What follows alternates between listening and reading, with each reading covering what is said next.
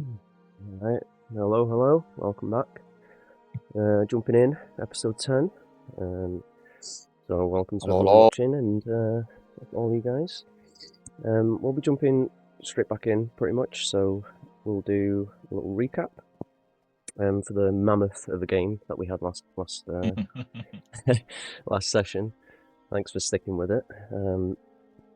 But yeah, so last game we picked up with the group kind of heading over to find a bullet that had its child stolen, its pup stolen by this group of bandits. And the group decided to kind of implore this bullet to help them assault the bandit stronghold, a cave up, half a day's journey.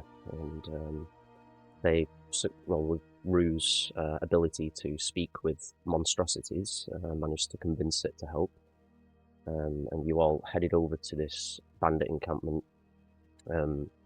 Utilizing Flump, you blew up the base camp and went up a hidden path into the cave above the camp, where the majority of the bandits were residing. You all broke in, and a massive battle ensued. Loads and loads of goblins, loads of hobgoblins, and the bandit leader called Cross. It was a very long fight, very hard fought, and we left off as the bandit leader was slain by the bullet, with both Barak and Jade, or Rue, essentially becoming very, very close to death. But yeah, that's where we left off, so we'll pick straight back up there. As Cross's body kind of is almost bitten in half by the bullet. From the top half of his body is like almost completely torn off. Viscera and gore sprays everywhere, and he slumps down to the ground. You all take a quick breather, gather yourselves, tend to each other, and that's where we'll pick up. So yeah, what would you all like to do? All right.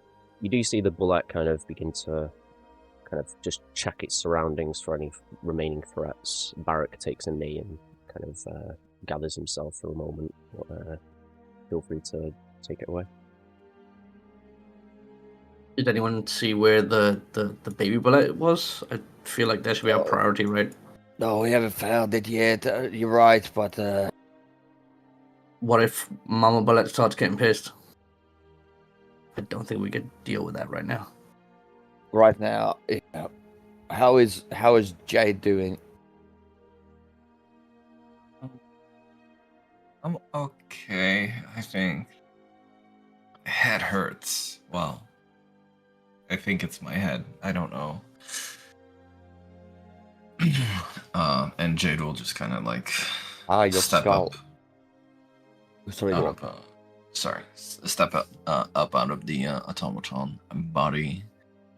Like yeah, and you can see that the Dalverbot automaton is ripped apart, massive holes from the onslaught from Cross, and it doesn't seem to be functional for the time being. You may have to carry it with you if you wish to. I'm going to reach into my pocket and pull out like a small little jar and take a handful of it and sort of rub it into your goop. sounds so wrong. Get something else. Wow. Super good roll there. You heal for 2 whole hit points. It's because you're not committed. Didn't shove it right in, you know? Yep.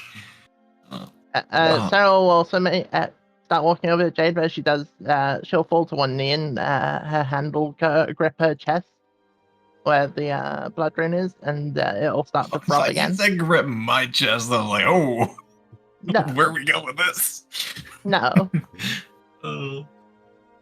Yeah, and you see the bright red eyes and blood, sprayed across Saria's armor and mouth. number of bite attacks that she used throughout that fight. Takes a few moments before that begins to settle as well. Let me actually apply the healing. I noticed that. I'm like, hey, Saria, what does goblin blood feel like?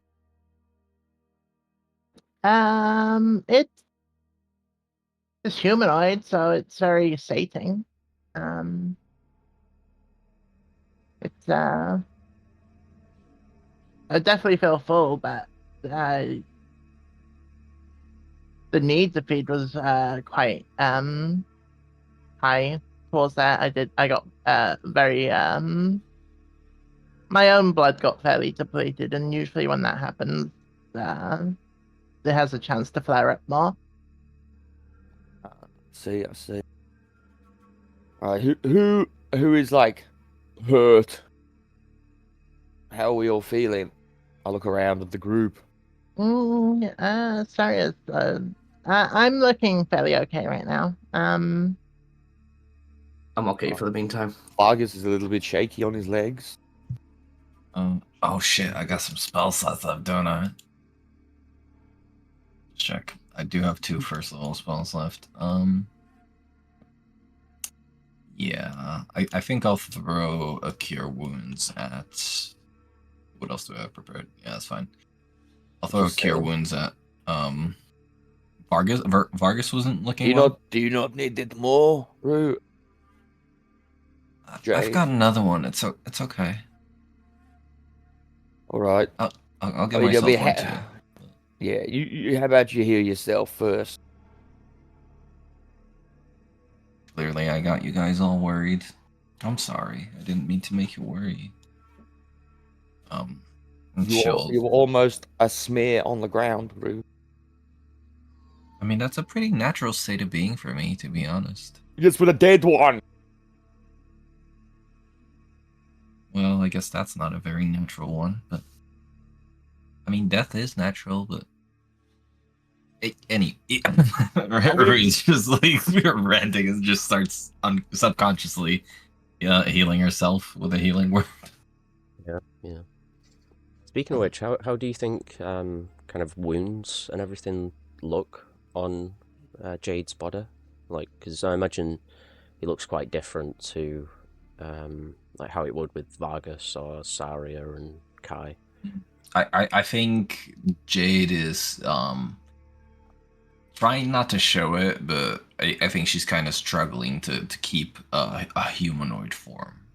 You know, like it's more featureless than usual. Like the arms and the legs are less pronounced, basically. Right. Okay. Looks more like I don't know if you guys watched.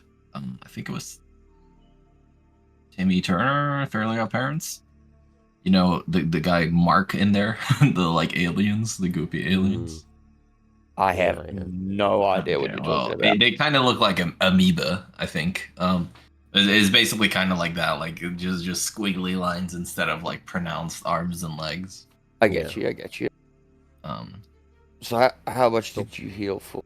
I got interrupted while I was trying to heal myself, so hold on. Okay, could be worse. What? I'm over half health now, so that's nice by an okay amount. And I'll throw another one at Vargas then. Appreciate it. While we're taking a breather, let me go secure this front entrance. I'll be back real quick. Same amount. There's an 8 for you. Thank you. Be safe, Kai.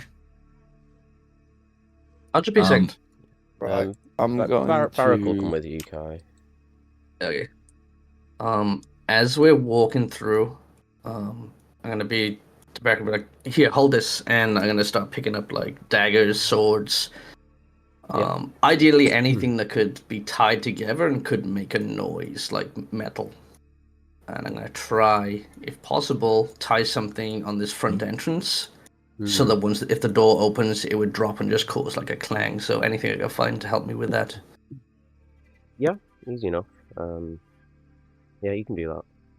And Barrack will just kind of keep watch, just making sure there's no remaining threats that jump out. But yeah, you manage that fairly well. Takes you about maybe 5 minutes or so. Grabbing a few things and setting up. Great. I'll say as you near the entrance as well, you can still see, just out of it where the, smoke is still pouring from the base camp. And as you look out, you do see, just in the distance, because it's getting, it's almost completely dark at this stage. You can see smoke from a crawler driving off into the distance. It looks like whoever was left at the base camp that survived the explosion have likely fled. With the third crawler that was left over at the camp. But yeah, no threats jump out at you, and you finish up fairly well, and then head back to the group. What's everyone And I else just doing? relay that information when I. I go up to this desk and I'm gonna look for information to see like what they were up to, what they were planning, Yeah. if they were planning anything, or if they're not just just having a yip yap around the table. Yeah, give us an investigation check. My familiar will come assist you with a help action. Thank you. Sarah, as you head to that door, you try and open it and it's locked. Well, what's the door made of? Just like pretty heavy duty wood. You could break it, but it's not going to be easy. Yeah, she'll give it a go. Cool. Give us a strength check. Vargas, you take a look at this large desk, and there's like a map strewn across it, a couple of daggers, candles, things of that kind. And you can see that it's basically a map of the surrounding area. It shows the base camp, the cave marked with a cross, yeah, it just kind of shows a few positions for defense if they were to be attacked and they knew something was going to happen. How they would. So it's defense plans, not attack plans or anything like that. There isn't any targets or towns on the map that have knives in them, for example, or anything like that. No, it doesn't. But with the critical investigation check, you do notice there is a second smaller map that shows a different location, but it doesn't. There's no immediate way to tell exactly where it would be. But you gather that there is another camp somewhere else in the Chain Coast that they were, in the event of being attacked and being able to flee, like using the base camp as a decoy, they would likely have retreated to this secondary location. Right, okay. Yeah. But you don't quite know the Chain Coast enough to really know exactly where it would be. Yeah, I'll just say to the group, looks like this wasn't the only campaign. I could tell by these notes and these maps that they have a second base camp somewhere, but I don't know the area well. Going off what we were told from before, it's probably one of the other locations that they relocate to if they get attacked, which I think they'll probably struggle to recover, considering most of them are dead at this point. Looking at that, sorry, can I just say, sure. like looking at that map, could I tell like the size of the camp, or is it just like sort of an area? It's it's smaller than this one. Okay. It seems like a backup, basically, from what you can tell. It may have stuff in it, like supplies and things, there ahead of time, maybe, but it doesn't look like. It looks like this is their main location, and it has been for at least a few months.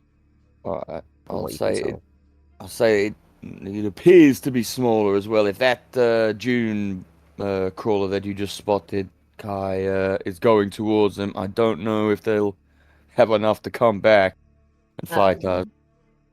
I will also go, Vargas. I don't know if this interests you, but the room that the cross came out of is that one over there. There might be more information.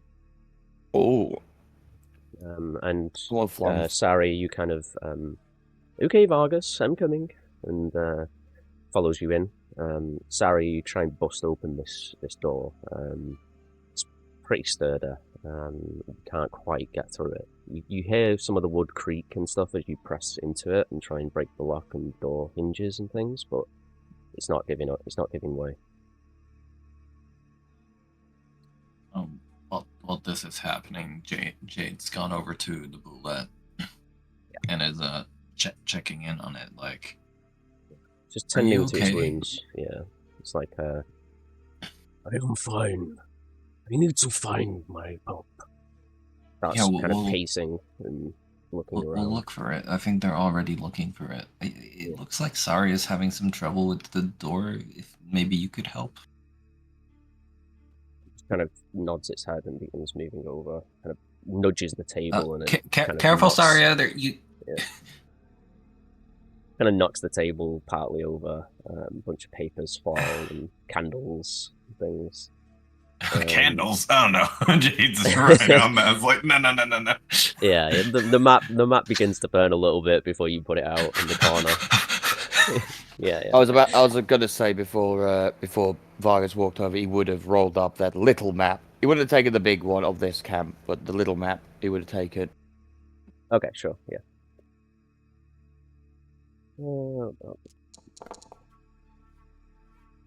You can't quite get through it either. It seems like it smashes into the door, but suddenly it pulls back and it kind of wobbles on its feet for a moment, and you see the wounds on its body kind of bleeding. Seems a bit too injured to break through the door, unfortunately. Look like we can... Jade, you can see that you can kind of move around it if you wish. yeah. She's like, hold up. Guys, I think we can go around and climb up here instead if we can't get the door open. Yeah, so I'll just walk along the wall. Is this door locked? The one leading to... No, it's actually open. Yeah, because that's the one that they came through. I think I put my character in the door and it kind of like it bugged it out. Yeah, made it darker, so I was like, oh, it's locked. I'll go inside then. There we...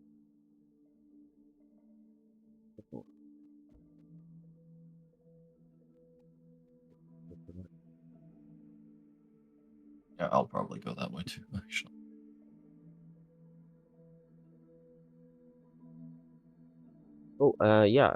Vargas, as you step into this chamber, you see, a bunch of like pretty well-made rugs and things, and a desk, a chair. It's like a little stand that you imagine is where the flying snake would have rested. It's like a little plinth.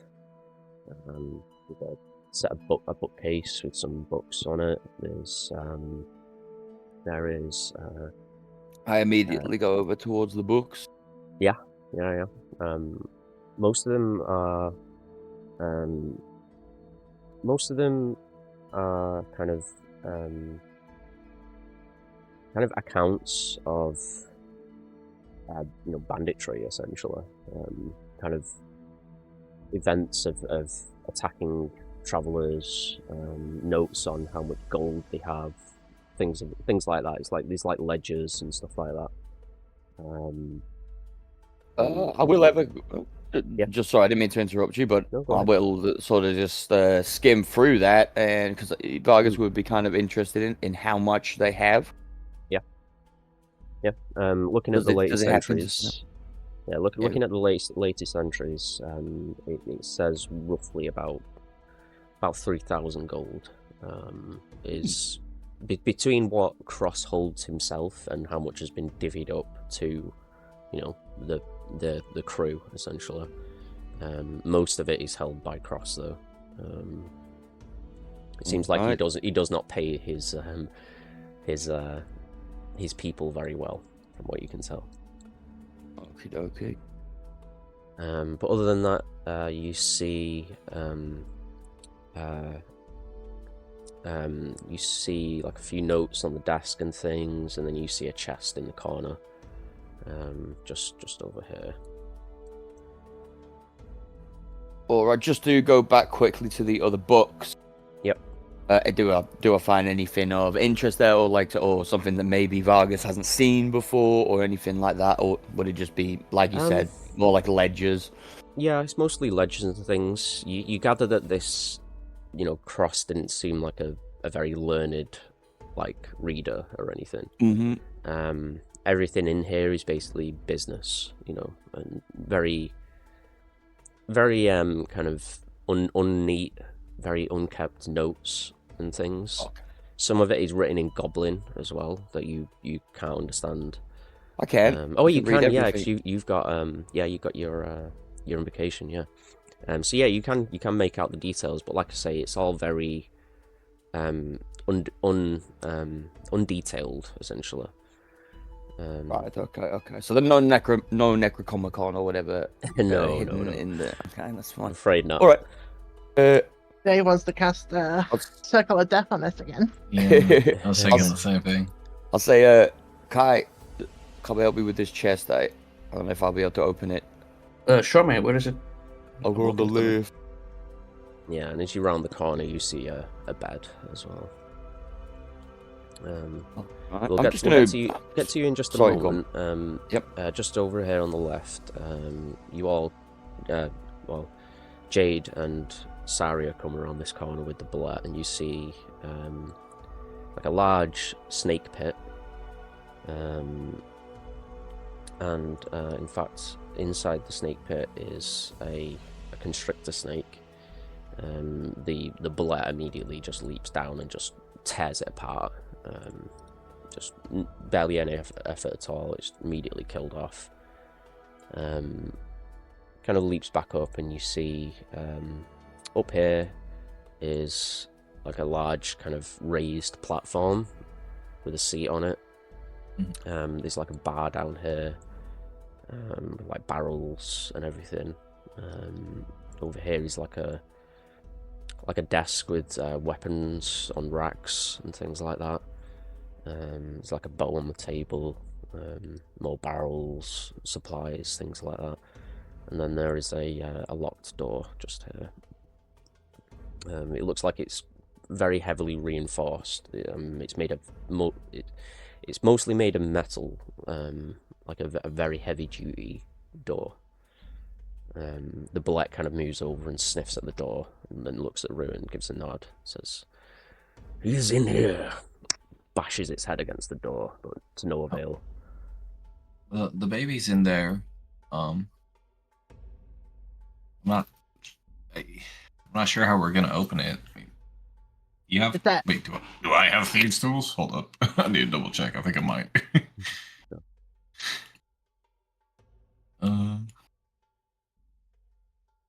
I do. I'm not proficient with them, but I got them. Cool. Wait, I am proficient. Oh my god. Never mind. I'm goated. Oh. Sorry. I can try to unlock it. Yeah, go for it. Yeah, and while you're doing that, Kai and Vargas, you take a look at this chest. You can see that it's... one thing. One thing before. Well, first of all, I just want to ask: is the chest closed? Is it locked? Yeah, it appears to be locked. Okay. Well, yeah, like just seeing that, and then just seeing the bed nearby, and the fact that we already did we search Cross? No. Or did we not really get? We didn't really get. We kind of forgot to do that. Well, yeah, you haven't searched. I, as a player, didn't, but Jade wasn't searching them. Yeah. Well, I was just gonna say, he'll look under, like, around the bed, see if there's a fucking key hidden or something, you know. Yeah. Give me an investigation check.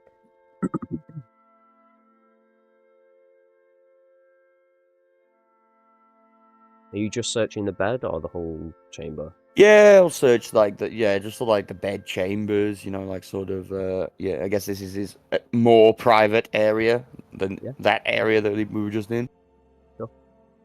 Search across this private area. Kind of sus. And I'm just wondering, can Flump assist me? I don't know if Flump can do that. I'm gonna have a look. Are you any good at investigation, Kai? Can you assist? yeah, he can give you the help action. Yeah. Oh, the help. Yeah. What does that Yeah. do again? Does that Give give you advantage. Oh, okay. Yeah, it gives you advantage on like an attack roll or an ability check. Check. Things like that. All right, 20. Well, you actually find well, you don't find anything near the bed. First of all, that's like a key or anything. But over by the desk, you actually see that there's a couple of drawers. Both of them are locked. But you kind of you give a bit of force on the drawer and it just breaks open.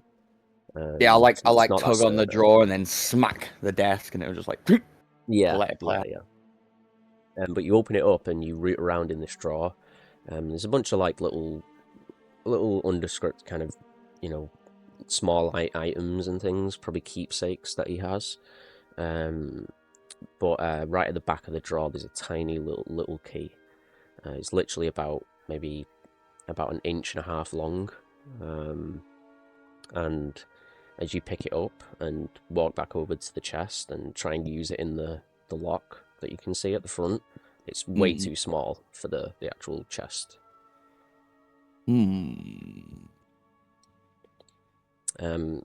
Jade, go ahead and make me a check for this second door.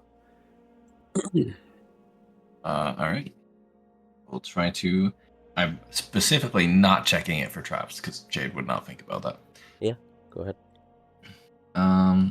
These tools, and I will have my my bird help me as well.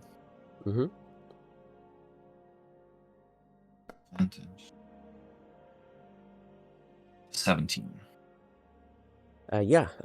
You fiddle around with the lock with the thieves' tools. It takes you a couple of minutes, but eventually, probably utilizing your kind of amorphous body to kind of peer into the lock, Yeah. you actually, can really get in there and find the correct kind of notches to lift and everything, and before long the door unlocks and you open it up.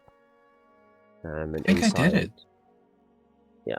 Good job, Jane. And Thanks. yeah, Never done that inside before. you open the door and you immediately see a smaller bullet that is heavily chained, like to the point where chains are wrapped around its body and manacled around its legs and its arms, and its mouth has a large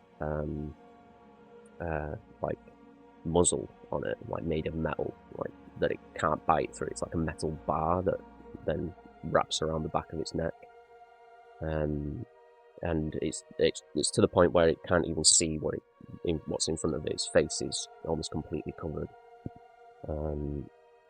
and immediately it kind of begins to lift itself and sniff the air. The bullet is pretty eager to get in there, but it can't fit. That's what I thought. Don't worry, I'll get it out. I'll approach it like, hey. Yeah. Are you okay?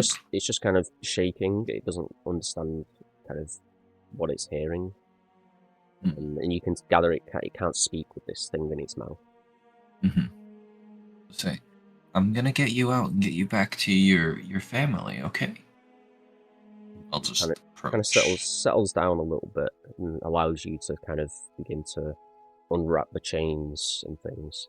Unfortunately, you don't have a key for any of these, like the manacles or the muzzle.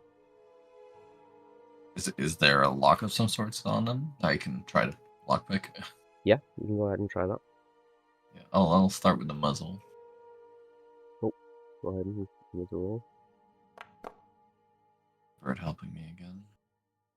19. Yeah, cool. With the 19, you actually lockpick both the muzzle and the manacles. Nice. It kind of, both of them pop off. It immediately kind of takes a couple of steps back as it's released, and then kind of, listens to what you say to it and looks past you to see its father. It kind of looks at you and says, "Thank you," and then kind of scurries past you and kind of leaps at its father, and they both kind of tumble a little bit. An embrace of monsters here, essentially. She's got her like hands up to her, like where there would be cheeks, like oh. Yeah. And yeah, the two of them kind of, the smaller bullet climbs on top of the larger one, kind of licks at the wounds on its father. Father kind of, looks over the kind of, not wounds, but kind of like sore skin from where the manacles have been held on it, things like that. And then the bullet turns to you and says, "I am grateful for your help in this." Of course. It gives a pause and looks at you and says, "If there is anything else you need from us, we are happy to help. Otherwise, we should head home." I'll relay that to Saria. I don't think we need Saria? anything from them, right? Or Not particularly. I do think it would be probably better for them to rest, at least the father. He's still quite injured before leaving. yeah, I'll translate that. Like, my friend does think it might be better if we all like rest together before like any of us leave, because we're all really beaten up and could be like picked off by someone potentially. Even just a short rest. It kind of smells the air and says, "I believe most of them have been slaughtered. You will likely not find much left here. But I take your warning seriously. I shall rest overnight. Come, little one." And turns away from you and begins to kind of burrow into... kind of jumps into the snake pit and burrows a small hole. The two of them begin to kind of curl and rest. Unless there's anything else you want to kind of discuss with them before they do that. I don't think so. Yeah. Yeah. Okay. Sarah will just start walking around this room, looking at stuff until she gets to this door down the bottom here that is closed. It's just following her. Yeah, no worries. We'll get to you both of you in a second. Yeah. Vargas and Kai. So yeah, you've got this small key that you don't know what it's used for. Yeah, but I mean, Vargas will grab that key. So I found this little key, but it doesn't fit that chest. I'm just gonna go and have a look around. And we'll start heading. Can I borrow Flump for a second? Yep. Hey, Be Flump, my hold on. fucking guest, mate. Have him. No, okay. What's up, Kai? Hey, Flump, hold out a tentacle real quick. Sure. Pulls out a tentacle too. And as he does, I touch the end of the tentacle and I cast light. And I say, hold this on my shoulder. Let me see if I can get this chest open. And if possible, I'm going to try and unlock the chest with Flump's help. Cool. Go ahead and give me a Thieves' Tools. With advantage, because of Flump's help. Yeah, sure. Nice. 23. Nice. Yeah, you fiddle around with the lock, you hear it click, and as you kind of... well, I assume you kind of just pop it open, right? Yeah. Cool. Yeah, you pop it open, and you immediately hear like a tss sound, and before you know it, a massive explosion goes off. Oh no. I already left. Go ahead and make a dex save for you and Flump, shit. please. Oh no, I just killed Flump. Fuck, Flump, look out for yourself, bro. 31 fire damage.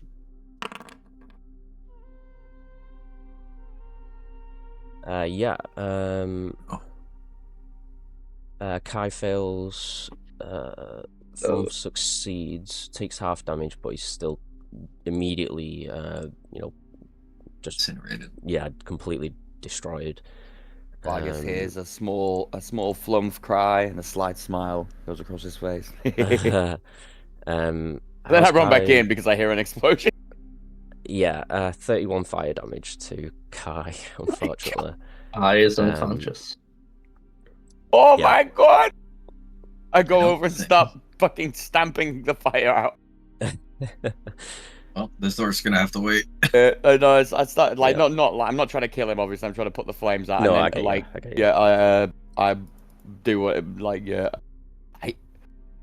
Well, before you get If there, you- Jade, go on. just real quick. No. I'll be going. Is there anything you can do, Vargas, to get I him can up? give him a healing potion. Okay.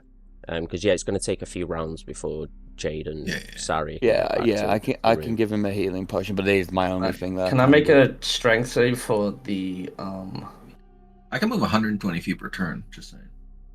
Death Star. Yeah, but still, Yeah. you would take your moment to hear the I know, explosion and I think like, know. okay, yeah. But Vargas, what are you doing to tend to him? Because he's literally just burning on the ground. Yeah, He's- no, like I said, I go over. I'm like, oh my god, shit, man! And I start put him out, and I will pull out a potion of healing, noticing that he is unconscious. Oh, I have 2 of them. I thought I only had 1. Nice. Ooh, piece of candy. Yeah.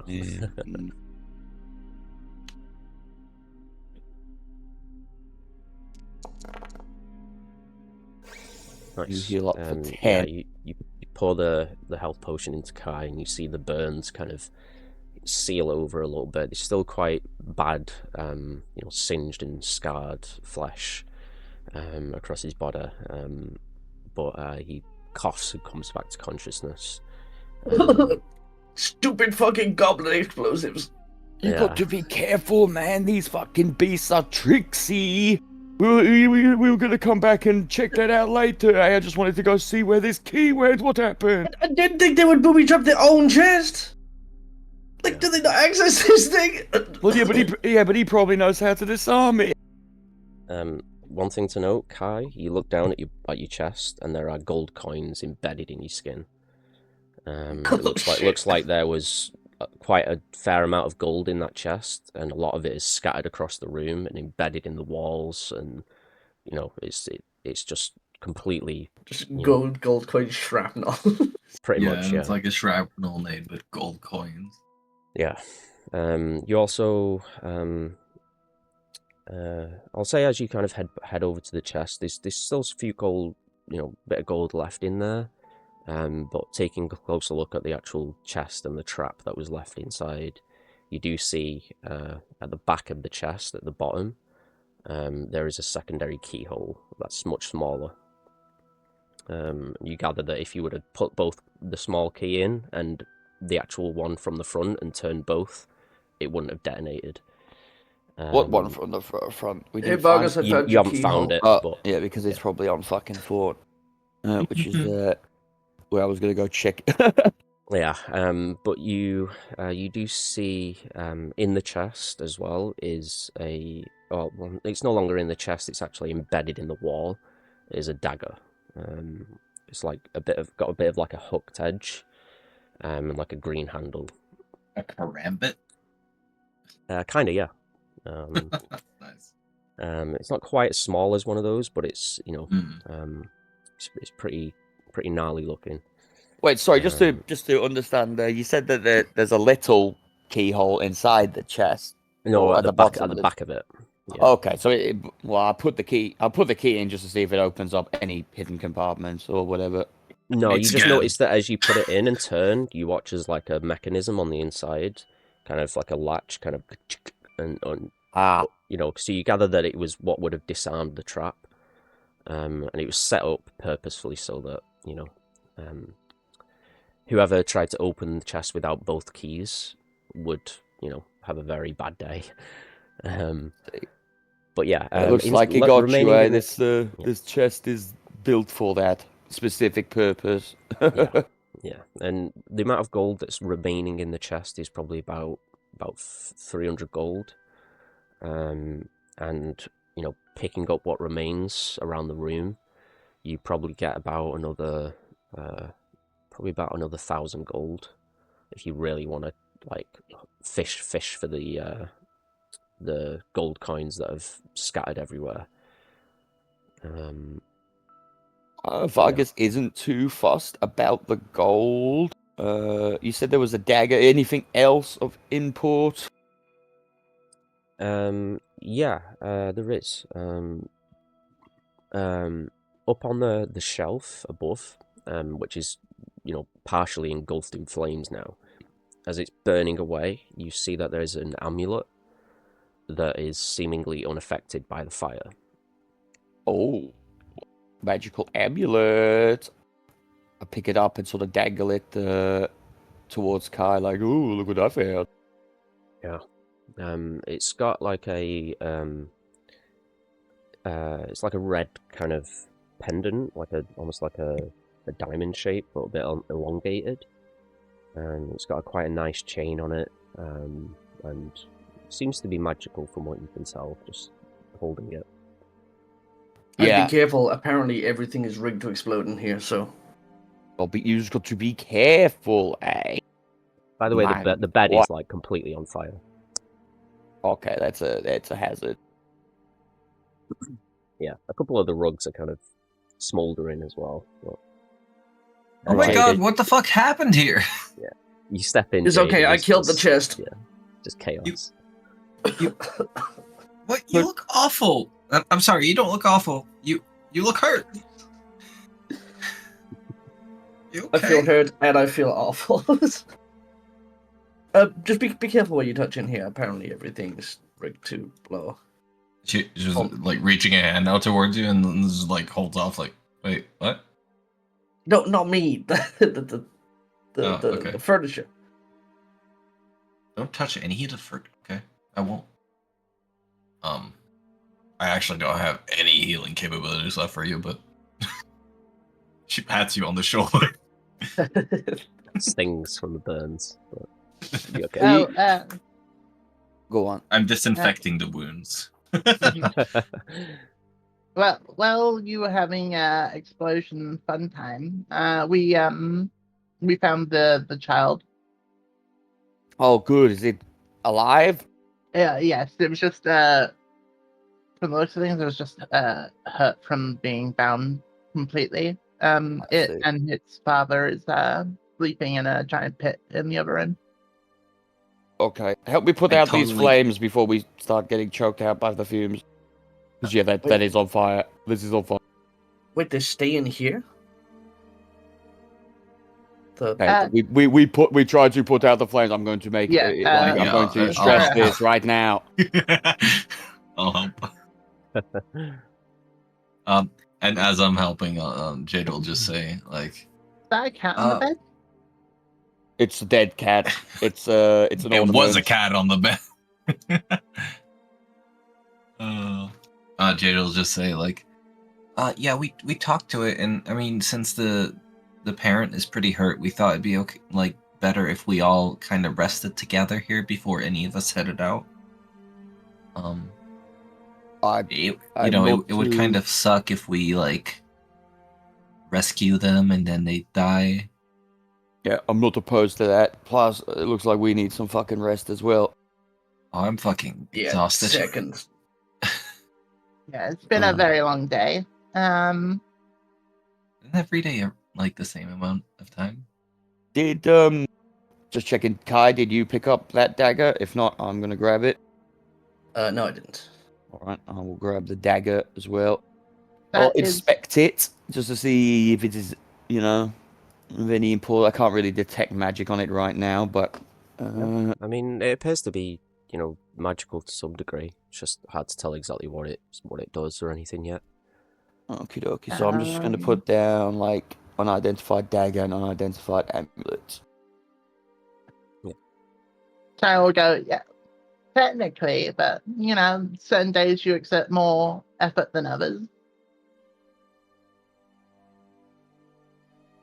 That's true. But doesn't make that. It just seems longer. I get what you're saying. Right?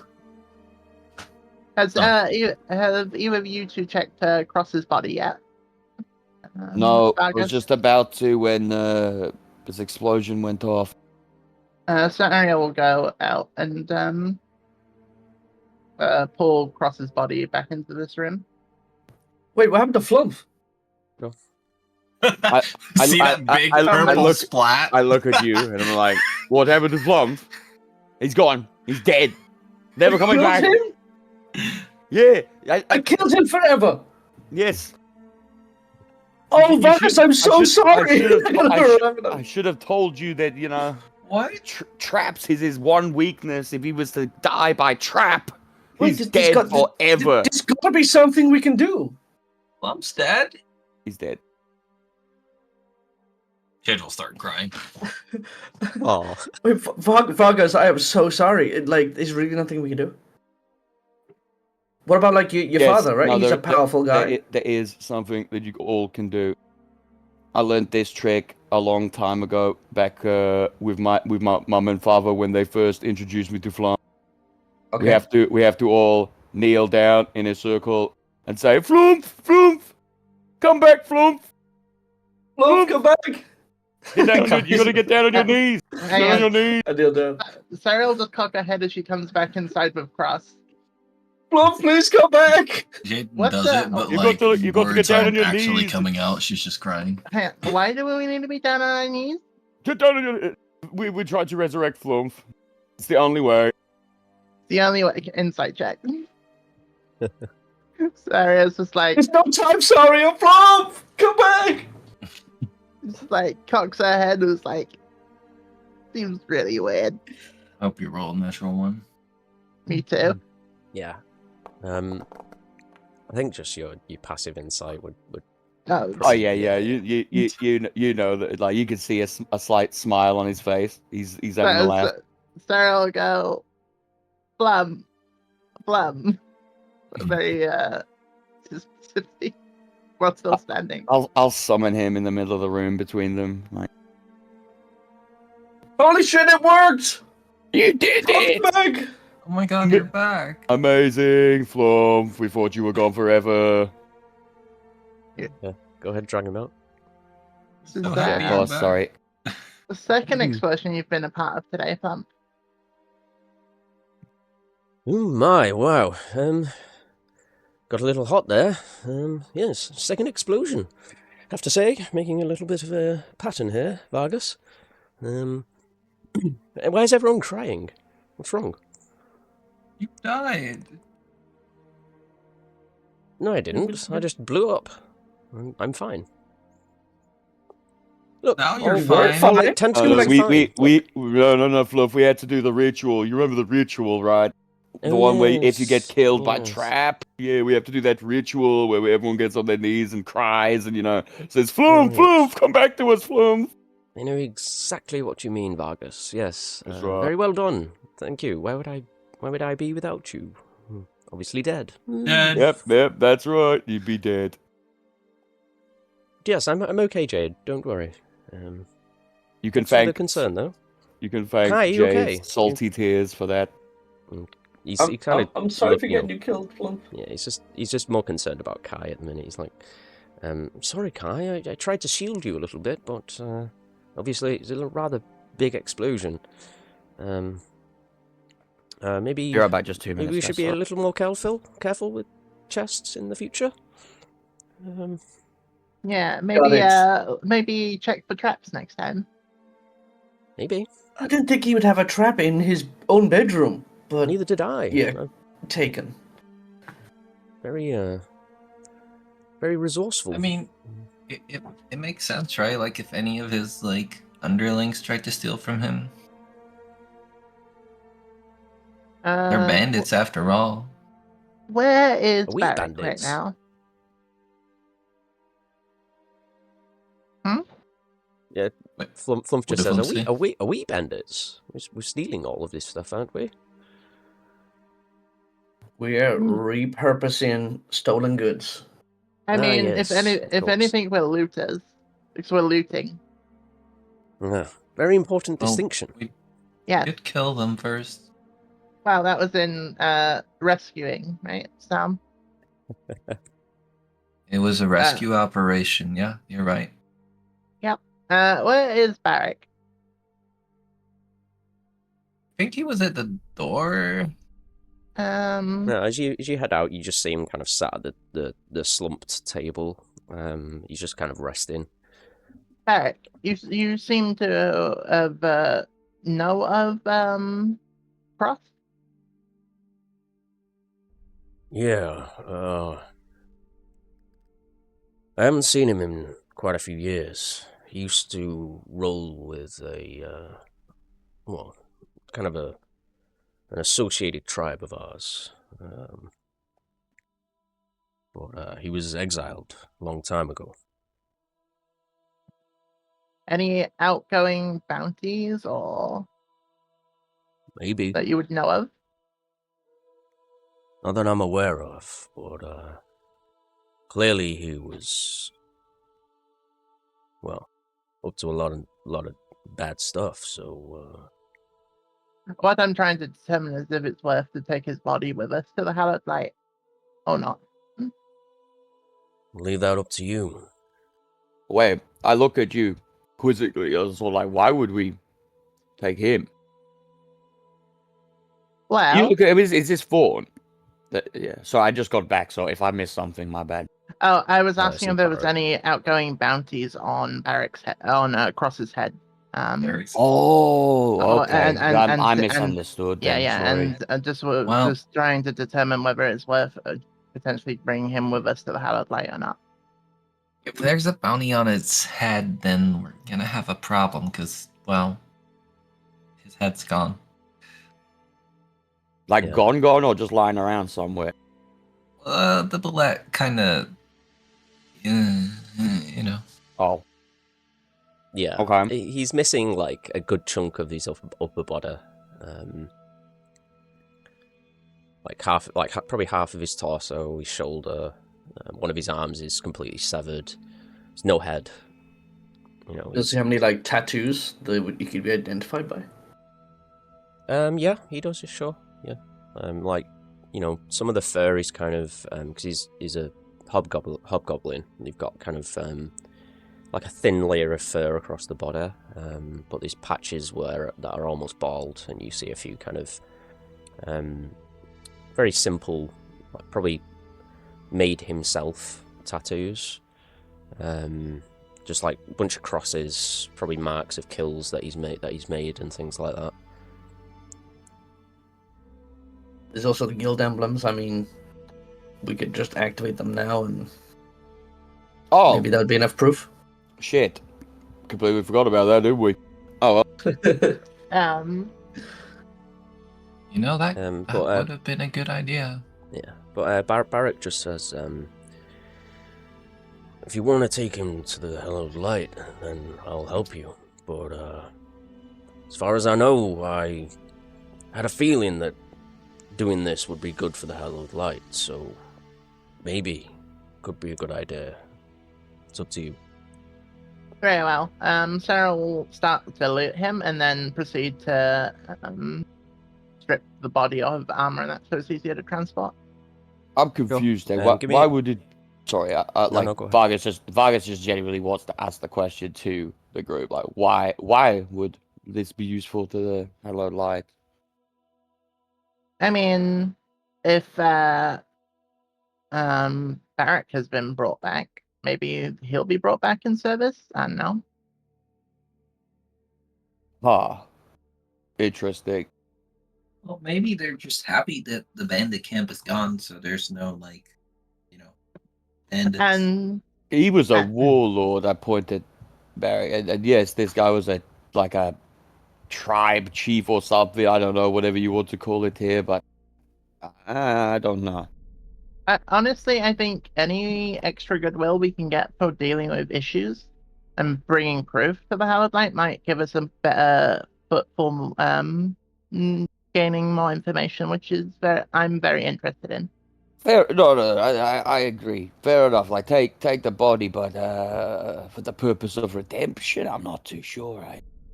I'm not sure any redemption. I'm just more thinking of upsides for ourselves for doing it. Eternal servitude. That's fair. What? What? What? Very ominous. You say eternal servitude? Well, yeah, if he gets, I mean, I assume that's what happened to the Hallowed Light, right? They raise people from the dead. Or Oh, undead. I guess yeah. undead people don't really die. Cool. Then Sarah will start to loot across his body. Yeah, sure. Give me an investigation check. Yeah, you all watch Kai kind of toss his pouch of My nibbling onto the bird ground. will help you. Help The me. pouch begins to devour gold pieces from the walls and the floor. A 12. You search him. You find well, he's got a basic shield. He's also got a sword, a long sword, and you notice that it's fairly well made. It's just a bit old. It's got a few chinks and things in it, but it appears to be magical. From what you can tell, just gleaning over it. Mm-hmm. Other than that, his armor is, ripped apart, unusable. You could salvage some materials from it, maybe, but other than that, there is a key on him. A larger key that appears to fit the chest that you blew up. Crazy. It's okay, I already took care of it, guys. Sarah will just attach the sword to her back to look at later. And then she'll just throw the armor off and then just wrap his body up in one of the rugs. Cool. Yeah. And the last few things that you can see of value in here are a few potions that are up on this kind of stand here. You find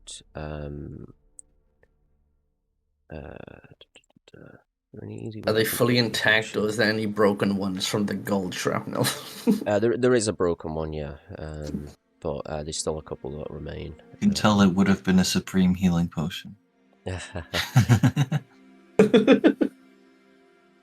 the final drop drips from the broken glass like a teardrop. Yeah. Who, if anyone, by the way, who picked up the gold? Because Vargas wouldn't have. I think Kai's on it with his. My pouch is just actively chomping all the gold on the ground as much as it can. Cool. Oh shit! I misread that little thing. Yeah. Yeah. I'll say as you gather up all the gold in here, you get about 2,200 gold, roughly. Maybe we'll say 2,232 gold. Ooh, is there any platinum pieces in there? No platinum. Unfortunate. I wanted to replace that coin that I used. Yeah. There is. Oh yeah, these are potions. Just give me one sec. Who picks up the potions? I suppose I would. Sure. Okay. Yeah. You get a potion of poison resistance. I've just added, and you also find a couple of antitoxin potions. Antitoxin. Yeah. Go on. I'll just post them in chat through your sheet here. It's that and this. So you can read them. So yeah, Potion of Poison Resistance gives you resistance to poison for 1 hour, and the Antitoxin gives you advantage on saving throws against poison. It confers no benefit to undead, so not for you, Saria. Oh, it all most likely work for me.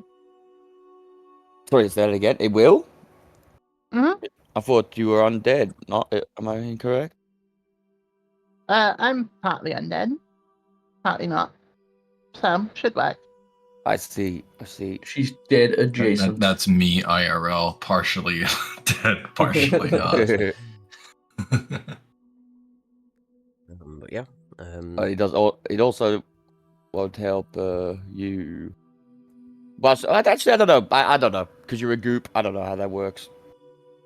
It says a construct, so like originally you're a construct when you're in the thing, right? But you're not actually a construct, right? So it's like confusing. Not a construct, but I'm also not there. True. Yeah. What's Jade doing? Checking up on Gobber. I think this is Gobber. Oh yeah, Gobbler, yeah. Gobbler is just looting some of the goblins. He's just picking gold pieces off them. He's like, Hey, Gobber. Hey! You okay? Yeah. I imagine I wasn't doing actually anything. he wouldn't recognize this form, right? Like what the fuck are you? No, Right? he saw you come out of the Oh, okay, fair enough. he just doesn't understand what you are, but he's not gonna drill you about it. Not gonna question it. He's like, Yeah. this bitch could probably kill me in one hit. Yeah. But he's just like, I'm not doing anything. Oh, you're not doing anything? No. Oh, okay. Stuffing gold into his pocket. You don't have to lie to me. You can have gold. You did great. Oh. Can I loot everyone? Maybe not everyone. You're gonna have to ask the others. I don't care personally, but they might not like it. I don't know. Oh. Okay. If you find anything really special, just show it to them, I guess. But you can, I mean, if you find any gold, you can just have that. I don't care. Thank you. I did well. I killed quite Yeah, you few did of them. great. You did great. Like, I only saw you for a bit, but like, I saw you jump over this arrow. That was really impressive. Yeah, I didn't know I could fight so good. I didn't either, but I'm glad you could. I think you helped us out quite a bit. I joined your group now, right? Sariel will come out as he says that. She'll go, another one. By any chance, you said that you were kicked out of Wargrim, right? Yep. Mm-hmm. You're not related to anyone called Tigger, are you? Maybe. Possible. I mean, many goblins related to other goblins. Kind of hard to keep track of. Maybe we can get you unbanned in Wargrim because you helped us clear the bandits out. Really? Really? Mm-hmm. And you do that for me. I said maybe. I'm not sure. But we could try it. You probably shouldn't enter before we know for sure, though. I like that idea. And if you can get back in, then maybe you can join some other adventurers. Like, we have some other adventurers that are up and coming, and I think you would be a really good addition to their group. Right. I believe there's this person called Peyton the Brave. Oh no. Yeah. Yeah, it's him and potentially Tigger, and then you. Oh no. Okay. I mean, I kind of wanted to join you, but kind of looks down and kicks the floor a little bit. Well, I think you'll be staying with us for the continuation of this trip that we're on, and then we'll see what happens from the future after that. Yeah, we'll see what happens, but I think there's a limit to, like, group size or something. I'm not entirely sure how it works.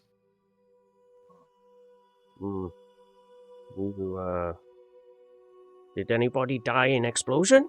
Points at the door. No, just Yeah, Flumph died, and we had to resurrect him, and so I replaced Flumph. traumatizing. I replaced Flumph. Okay. Well, No, no, he's no. back. We resurrected him. Oh. How? Well, we sat in a circle and then we yelled his name over and over, and then he came back. Oh. I didn't know that bring people back from the dead. I didn't either. I think it might just be him, though. He's kind of weird. But If don't. you die, I chant your name, okay? Oh, thank you. Do you even know my name? Huh? Rue? Jade? I hear others say. Oh. You're very perceptive. Good on you. Mhm. I appreciate that. Nods. Me very useful. Very useful, Oh. Goblin. I'll do the same if you die, okay? Thank you. Meanwhile, Sarius is here scratching her forehead because he knows that's not gonna. Yes, that is exactly what you're supposed to do. When somebody dies.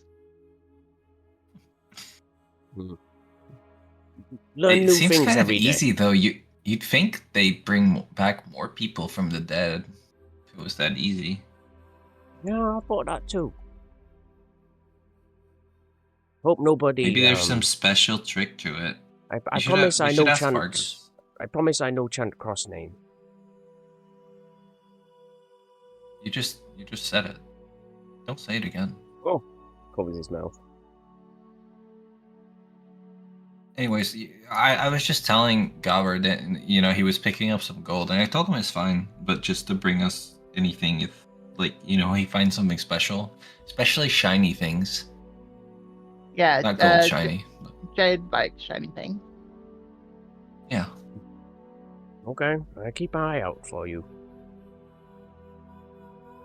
Thank you. Turns from you and then looks back for a moment and then scurries off to continue looting. It appears that. Alright. Sarah will go to Jade and go, it appears that Cross's sword seems to have some magical properties to it. Hold on, I just real quick on it. Would he be classified as a loot goblin now? Yeah, kind Oh of. my I fucking God. hate you. Pretty much. You're not wrong, though. You're not wrong. Sorry, I was lost in thought. What were you saying? I was just saying that the sword that Cross had on him seems to have some sort of magical properties to it. Not too sure yet. We can just sit down with it in a little bit. Well, it definitely felt damaging when it hit me. Yep. Must be some strong magic. Yeah, you Starts got. slightly hyperventilating. Sorry, I'll wrap her arms around Jade and just lean into her. Oh, Jade melts into a puddle. Well, Literally. yeah. well, Sarah will just sit down next to Jade. Yeah. What's Vargas and Kai up to? Kai, are you up to anything? No, at the minute I'm just kind of like picking bits of gold out of my skin. Flump Yeah. will help you with that. Flump has suckers. Yeah. Hey, yo. Don't worry, Kai. I've got this. I think there's the one like right in my shoulder and I can't quite get there. Can you just get that out? Yeah, I've got it. Right there, Don't right worry. Kind of pulls Please it make out. a strength check for him. Yeah, It's all Before good. he has to jiggle it so it fucking makes the wound big. Just like Yeah. But yeah, Vargas would just be doing a last once over this room, Yeah. and then I think then he would just go outside to the other, see the puddle, and Saria, and be like, what's wrong with Jade? Jade's just having a I'm little moment. depressed. Oh my god. Why? I fucking died. What do you mean, why? You're not dead, you're right here. We saved you. Yes, it was traumatic, though. I understand you've been through a very traumatic experience today. But come on now. You suck. Pull yourself together, eh? No.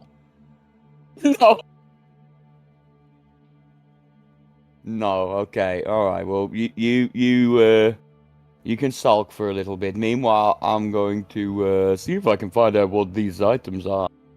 There's another locked door down there, by the way. Wait, where? 5 tiles to the south and 20 tiles to the west. Okay. Tiles? Haven't heard that before, Vargas. Very strange unit of measurement. Wait. I come back. Yeah. Did you find a key? Oh yes. Sarah will throw the large key from across over to Vargas. All right, thank you. Vargas is fine. I've got it. No, don't touch anything. Oh my god! Just like hear another explosion in the distance. Yeah. Where are we going? Is this the right way? Where we're going right now? I have no Yeah, idea. And just for convenience, I'm just going to move people over to the left side here. I will step over this big snake that I don't even think I. Oh no, I did see it at one point. I'm like, whoa, that's a big one. Yeah. It's not in good shape either. But yeah, as you both check out this chamber, it appears to be just a kind of resting place for the crew, essentially. There's like bedrolls and like a large sleeping area for the goblins. It absolutely stinks in here. So we just to confirm, the key opened that door, or no, they weren't locked. They were okay. Yeah, they were just closed. Okay. Fucking hell, yeah, Fucking you have to beasts. kind of hold your nose to walk through this room. There's racks of simple weapons, daggers and scimitars and short bows. There's Technically, Vargas could just hold his breath because he doesn't need it breathe. Actually, yeah, no, that's a good point. When he smells it, he will activate his fuck. I forgot the name of the eye, the yellow eye, which is the corruption eye. Yeah, that's right. Yeah, I'll activate the corruption eye, which will. You guys, I mean, you don't even see it. It's below his armor, but it appears on his chest. Nice. But yeah, there's a bunch of chests in here as well, much smaller and less kind of ornate than the one in Cross's chamber. But as you head over to them, they're not locked. They're just shut. What do you do? Yeah, we will have a look. We'll have a look, but I will stress to Carl, say let's just be careful, just in case anything else has been booby trapped. We'll inspect everything before we open it. We'll be safe. Yeah, taking a look over the chest, nothing seems to concern you. There's no secondary keyholes or anything that would indicate a trap here. Opening up the chests, you find a bunch of ragged garments and things of that kind, and probably about 60 gold throughout all of the chests in the room, in like little satchels. All right. Yeah, but there's nothing else really of worth in here, unfortunately. All right. Looks like we kind of picked this place clean. Yeah, I agree. This place stinks, though. I don't know how you're just unfazed by this. I gotta leave this room. Oh, I'm not breathing. That helps. You're not breathing? Maybe you should try breathing. That's usually, indicative of good health. Well, do I look ill? Does he look ill? He looks fine. So you. Oh, I'm fine. I could do this forever, sort of. Yeah. He's got a few wounds on him, but that's about it. Well, better you than me, mate. And I went to leave the room. Yeah, fair enough. I am just going to sort of briefly scan the room, not the chests, more like everything else, the bedding, and just see if there's anything that we might have on overlooked. Yeah, there's some like papers around. you know, like quite unkept notes and things. All right. You kind Just of read, scribbles and yeah, stuff. pretty much. You kind of read one of them, and it says like, it seems to just be like scribblings of a goblin that just says like, it says, sure, it says, I really hate Gobber. I really, really, really, really, really, really hate Gobber. He stole 5 gold from me last week. I really, really, really hate Gobber. Revenge will be mine! Exclamation mark, exclamation mark, exclamation mark. And much of the other notes are in similar vein, just little details of Goblin's life, you know, throughout this bandit Gonna encampment. take that note with me Sure. for no reason whatsoever. Sarah will go over to stand next to Jade and go, do you want me to... What do you want done with your robot? Then do you want me to carry it and see if there can be something done with it, or... I don't know. I don't care. Sarah will head over and then pull out rope from a venturing pack and then strap it to her back. Or, yeah. Hmm.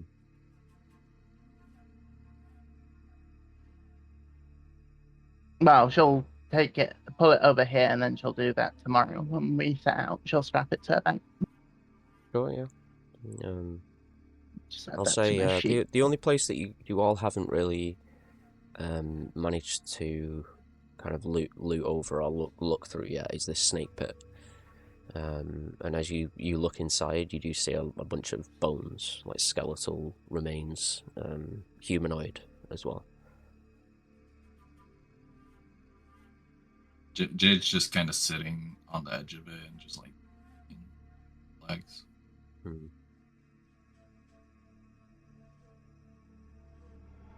A lot Where's of the people snake died pit? here. Just this Is this entire area. Oh, okay. is Where like a the big bullet, snake pit. where the bullet is, like sleeping. The bullet's just made a little hole in the ground, like burrowed a little pit for it to curl up in. But all around it is just numerous bones. Barrett kind of stands at the edge and looks down at the bones. He says, think I know why I wanted to come here. Leaps down into the pit. The bone. He kind of begins looking through the bones. He says, number of these were acolytes of the Hallowed Light. Reaches down and looks through him. We should definitely take these bones back then to Hallowed Light with us. Does anyone want to help him? Yeah, Sarah will hop down and start gathering them up. Cool. Give me a investigation check as well. Yeah. In fact, you can do perception as well if you prefer. It's up to you. I would prefer that. Yep.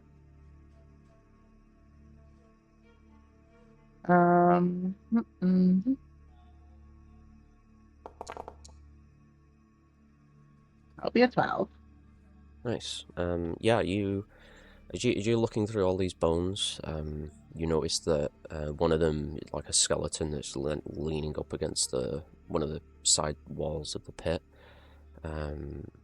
Just beneath, like inside its chest, like it's fallen through the bones. There's a green amulet, which also appears to be magical. Oh, magical? Yeah. Yeah, she'll gather that up. As well as any other bones. And... I assume Okay. this takes a little while. Yeah, it takes 5 minutes or so. Yeah, sure. Oh, only 5. All right, okay. Maybe I 5 thought or you were 10, gathering but- like all the bones up, which would. Yeah, there's maybe about 3 skeletons that have that Barak identifies to be from the Hallowed Light. Some The rest people take are longer just to bone, some don't. yeah. Could you just Many of them are just goblins as well, goblin bones.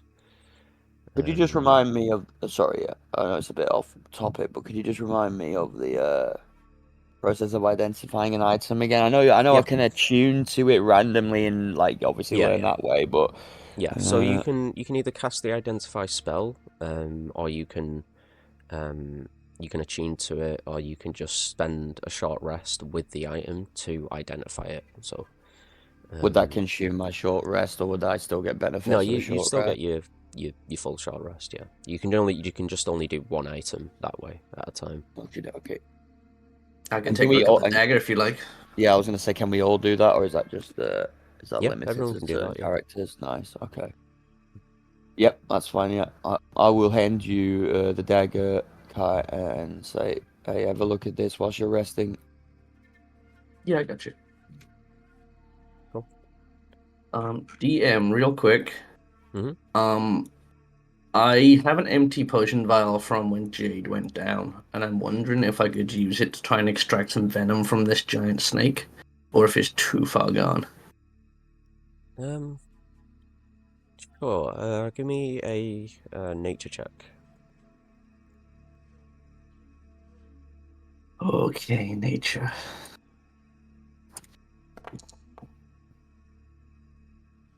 Nope. Yeah. So 10. you kind of go through the body and find the what remains of one of the fangs. You begin to kind of squeeze it to try and extract some venom. Make a dex check for me as well. Dex check. Yeah. Okay. 18. Okay. You know that it's not easy to extract this without nicking yourself and taking a bit of the venom on. But doing so very carefully, you do extract a small amount of venom. Not enough to fill the vial by any means. It's a small amount at the bottom of the glass. But could be useful. You never know. Okay, thank you. Cool. So yeah, everyone taking a rest at this stage, yeah? Yeah, I'm gonna sit down for like an hour and look at the sword as well. Cool. So yeah, you've got the sword, the dagger, and the two amulet. two amulets. 2 amulets. I'll look at the one that I have. Sarah will hand the other amulet to Jade to look at. Cool. Yep. So What's everyone can this? go ahead and take a short rest. Yep. Thank you. Kai, you returning to the group, yeah? Yes, I will do. Yeah, go ahead. Jade will say to Saria, Where'd you get this? I was in the pit, just now. And you gave it to me? Yeah, to look at. It seems magical. We can sit down and maybe work out what it does while I do the sword at the same time. Okay. Her mood seems slightly improved. Also, look, it's kind of pretty and shiny. So. Hence the mood improving. Mm-hmm. And the fact that it has a green gem in it. Cool. So yeah, everyone gets the short rest. Just to confirm who's got what here. Vargas, you have the... which one have you got, Vargas? You've got the... I got the one that... Yeah, it was an amulet that we found in the room. Oh, the red amulet, ruby. Yeah, the red Yeah. one. Okay, cool. You have a amulet of health, which is this. Oof. Holy shit! Ignore the What? animation. That's real good. Damn. Kai, you have the dagger, right? I do, yes. Digger, digger, dig.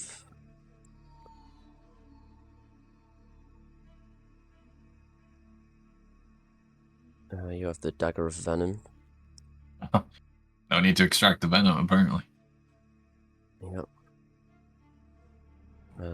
Which is pretty cool. You can kind of coat it in like this black kind of venom poison that gives you a bunch of poison damage and a poison effect once per day. And it's a +1 dagger as well. Nice. Jade, you have the green amulet, right? Yeah. Okay. You have the Hallowed amulet, Nice. which is an amulet of the Hallowed Light. That's big. Gives you advantage on death saves, and you can cast Death Ward once per day with it. And Saria, you have the longsword. Yeah. Cool. This is the Bounty Blade, which is pretty cool. You notice that it's a +1 weapon. It has like a container slot in its hilt that lets you slot in gold coins. You can hold up to 100 of them. It's much harder to remove them, but if you're attuned to it, you can add the +1 bonus to sleight of hand checks, and when you roll a critical hit on a humanoid, you can roll an extra d8 slashing damage, and the sword magically steals an equal number of gold coins from it. Yeah. Okay. Cool.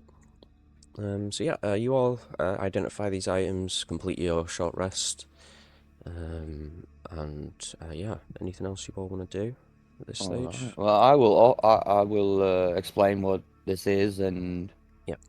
ask if anyone would like it. The Amulet of Hell. Give you a constitution. It would help you feel really healthy, and as long as you keep wearing it, as long as you're not already that healthy, I suppose.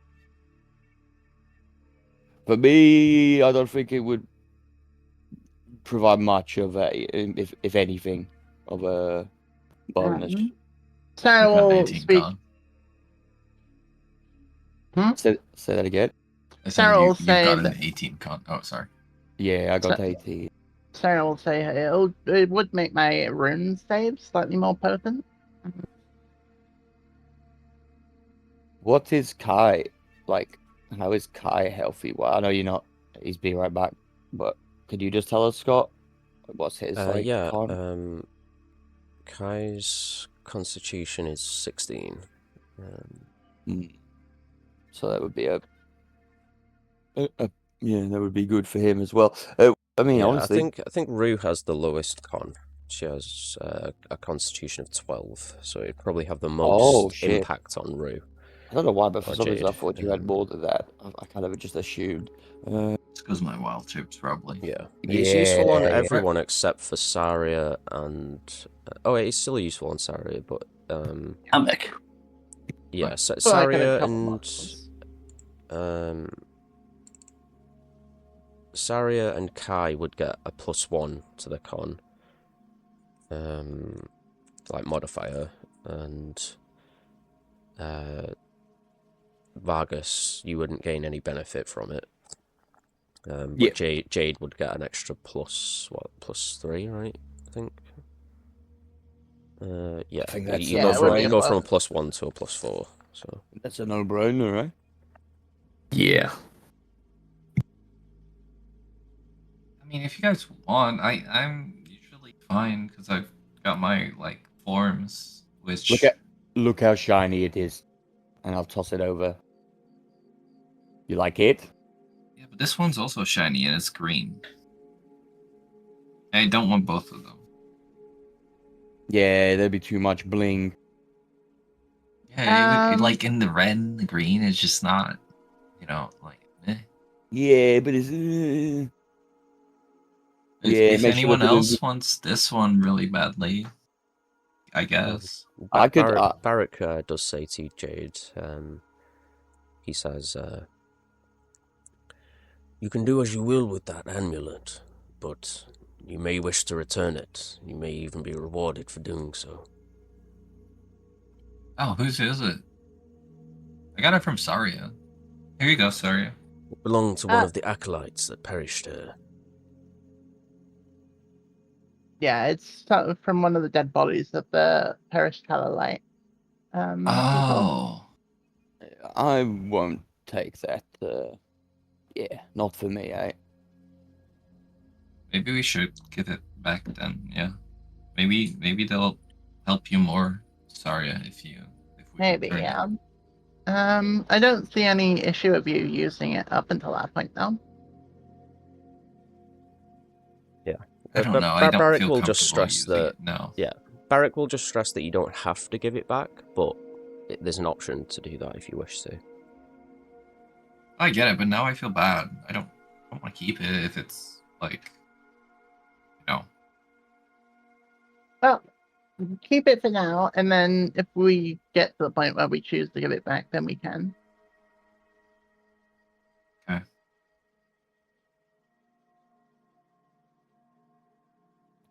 Okay, so I'll do who's that. taking? So you're taking what then, Rue?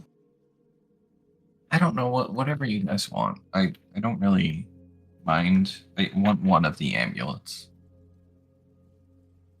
Okay. Well, If that's okay. I don't want to wear that particular amulet. Not that I've got anything against the hallowed light. However, it doesn't sit well with me to wear it. So yeah, I'll take a pass on that.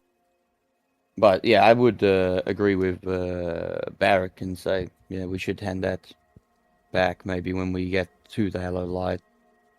I think if we hand it back, they'd be more inclined to help Saria. I know Saria is looking for answers from them, so. Indeed. Yeah, that combined with the bones. I think, Jade, you should use the Constitution amulet, the Amulet of Hell. Sure. That way, It would help you too with your runes, right?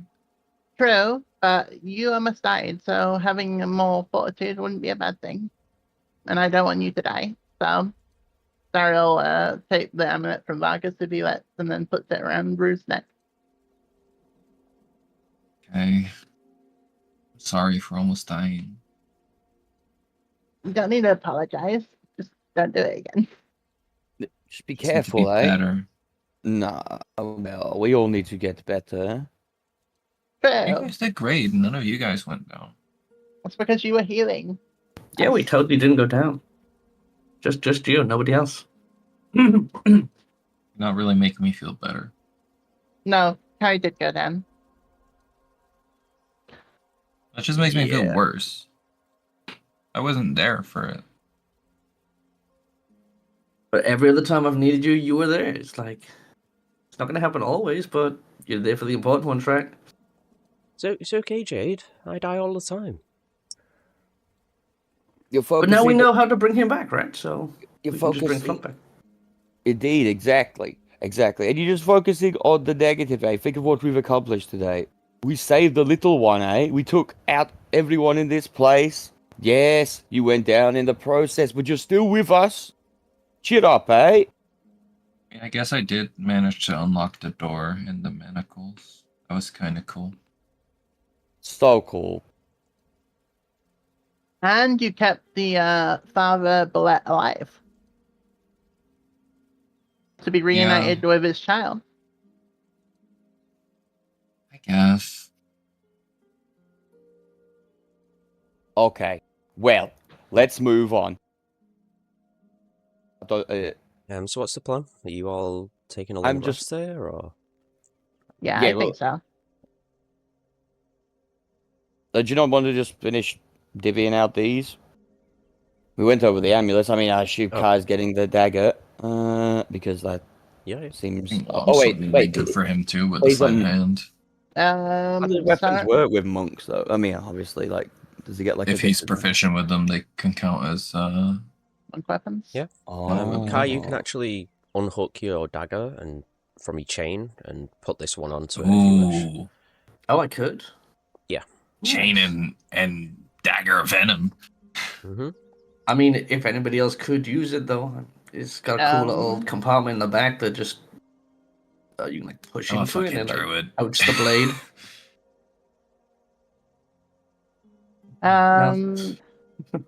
Vargas, can you use this sword?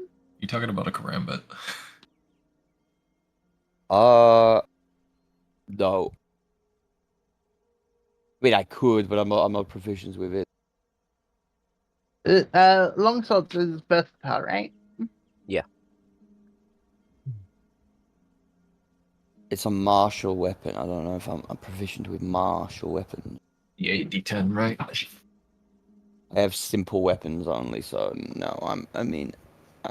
I could use it, but I don't. Wait, could I even attune to it if I'm not proficient to it? I don't know. You can still You use it. You can just turn won't to anything. add your You won't get proficiency your bonus. proficiency. Yeah.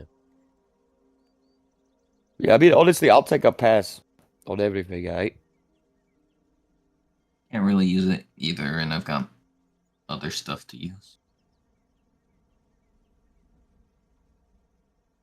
I mean, you could just sell it or something, maybe. Yeah, absolutely. Nobody uses it. Yeah.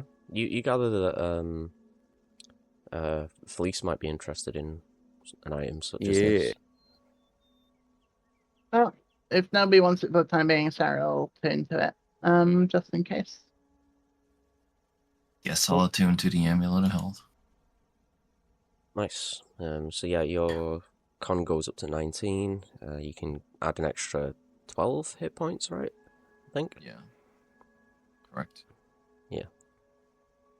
Why don't we allow Barrick to attune to the Hallowed amulet, eh? Since he was the one that brought us here and found it, like he was pulled here. Maybe it will. Sorry, say again. I said I'm fine with that.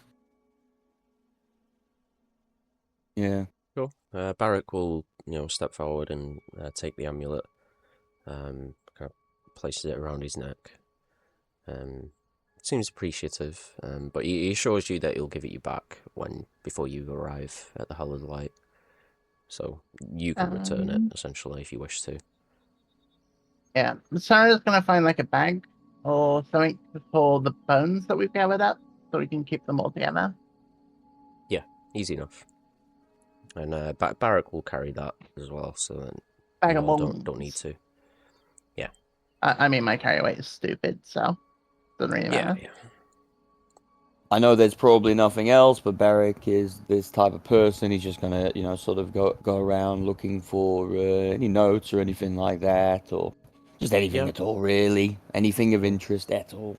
Yeah, there's nothing much left here that's of value to you. Is this where they found the pup, by the way? Is this where the is, pup yeah. was? Yeah. Okay. All right, excellent. I'll rejoin the group now. So you all can go ahead and take a long rest at this stage if you wish to. Oh, we're doing long rest now? Okay. Yeah, think so. it's the end of the night anyway, because we got at like dusk. Do we want to... that is actually, sorry, there was one thing that I was thinking about. I saw you use that staff, Kai. I think I could utilize that. Like, Oh, better yeah, than sure. you, probably, yeah. Thank you. I'll take that off your hands, because Hex is a very useful spell, eh? I will hand Vargas the hex stick. The second one might have one. Yeah. Oh yeah, the other one had another one, right? The matching pair, the other Hexer. That way you can both have it.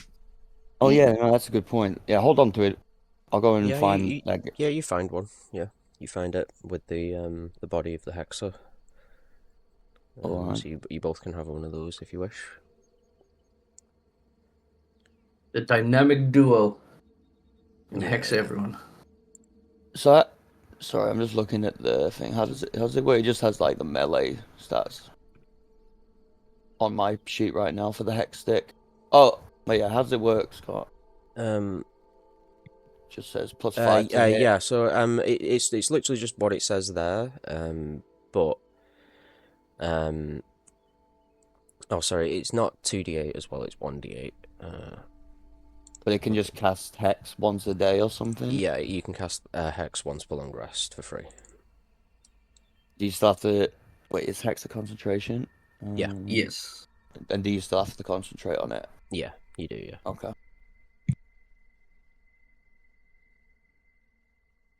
But you also get a psychic damage ranged attack with the hex stick too. Yeah. Okie dokie. Cool. So yeah, you all take a long rest. You all keep watch overnight, but nothing, comes about. You all wake up in the morning, fully refreshed. You can reset all your stuff. And yeah. Am I supposed to get all my hit dice back after a long rest? You or get just... half your hit dice Yeah, back. Oh, half okay, of them, okay. yeah. But I only used 2, so I got all mine back. Mm-hmm. But yeah, as you all wake up in the morning, the bullet kind of stirs and climbs up out of the pit, goes to speak with Jade, and it says, Good morning. Yeah, it says, it just kind of grunts when you say that, but it doesn't really understand the concept of something like that, but it just says, it says, I am deeply thankful for what you have done for me and my family. Should you ever need assistance in the future, call upon us. My kind will find you, should you be underground and be in need of my assistance. I will spread word. Is there like a specific sound you need me to make, or? Yeah, it'll teach you a call, essentially, Mm. that you can make. And for Sit 'em essentially with what the, this is, you can note it on your character sheet, but if you're ever underground, you can spend an action to call for a bullet, essentially. Summon bullet. Yeah, Hell it'll yeah. it'll arrive in 1d4 rounds if you were to call for it. But yeah, you could actually keep that in your back pocket should you need it in the future. I have noted that down. Yeah. Imagine the calls like. Sure.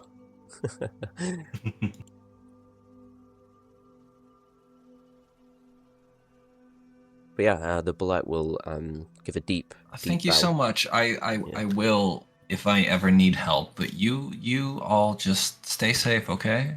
Look out for nasty bandits and fuck them up if they ever come back, okay? Kind of chuckles under its breath and gives a nod, and then just begins to, walk out of the cave with its pup, and takes its leave. Essentially, kind of climbs down the mountain and burrows into the earth. So long, partner. Yeah. I mean, so long, partner. But yeah, what's the plan for the day? Anything else? All from right. anyone? Back to the crawlers then, I guess. There's nothing left for us here. Do we want to check the base camp if there's I don't know, something useful still? Yeah, I was gonna say let's go out the other way. Yeah, let's do Did that. everyone check everything else? By the way, I didn't really pay attention. I had a good look around pretty much everywhere. Feel free to, look over okay. things. Maybe I've missed something. I have faith in your skills. I think you did great. Oh, who was just wondering? Kai? Did you We opened this happen to door. be keeping track of the gold that that we were finding? Yeah. Okay, 2200. because like I said, Vargas wasn't really picking it up, but was finding a lot of it, so he would have pointed that out to everyone. If he would have probably pocketed like 100 for himself. Did we ever go in here?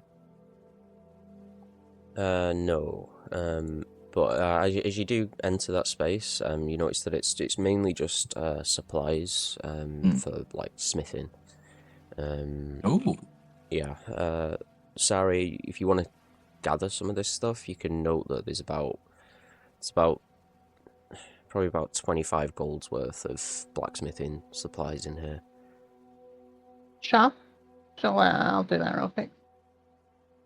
Cool. But yeah, other than that, place is pretty much picked clean for anything of value. all right. And yeah, you all kind of head back down the mountain side, back to the base camp. Wait, what's the door? There's a booby trap. There's lots of swords.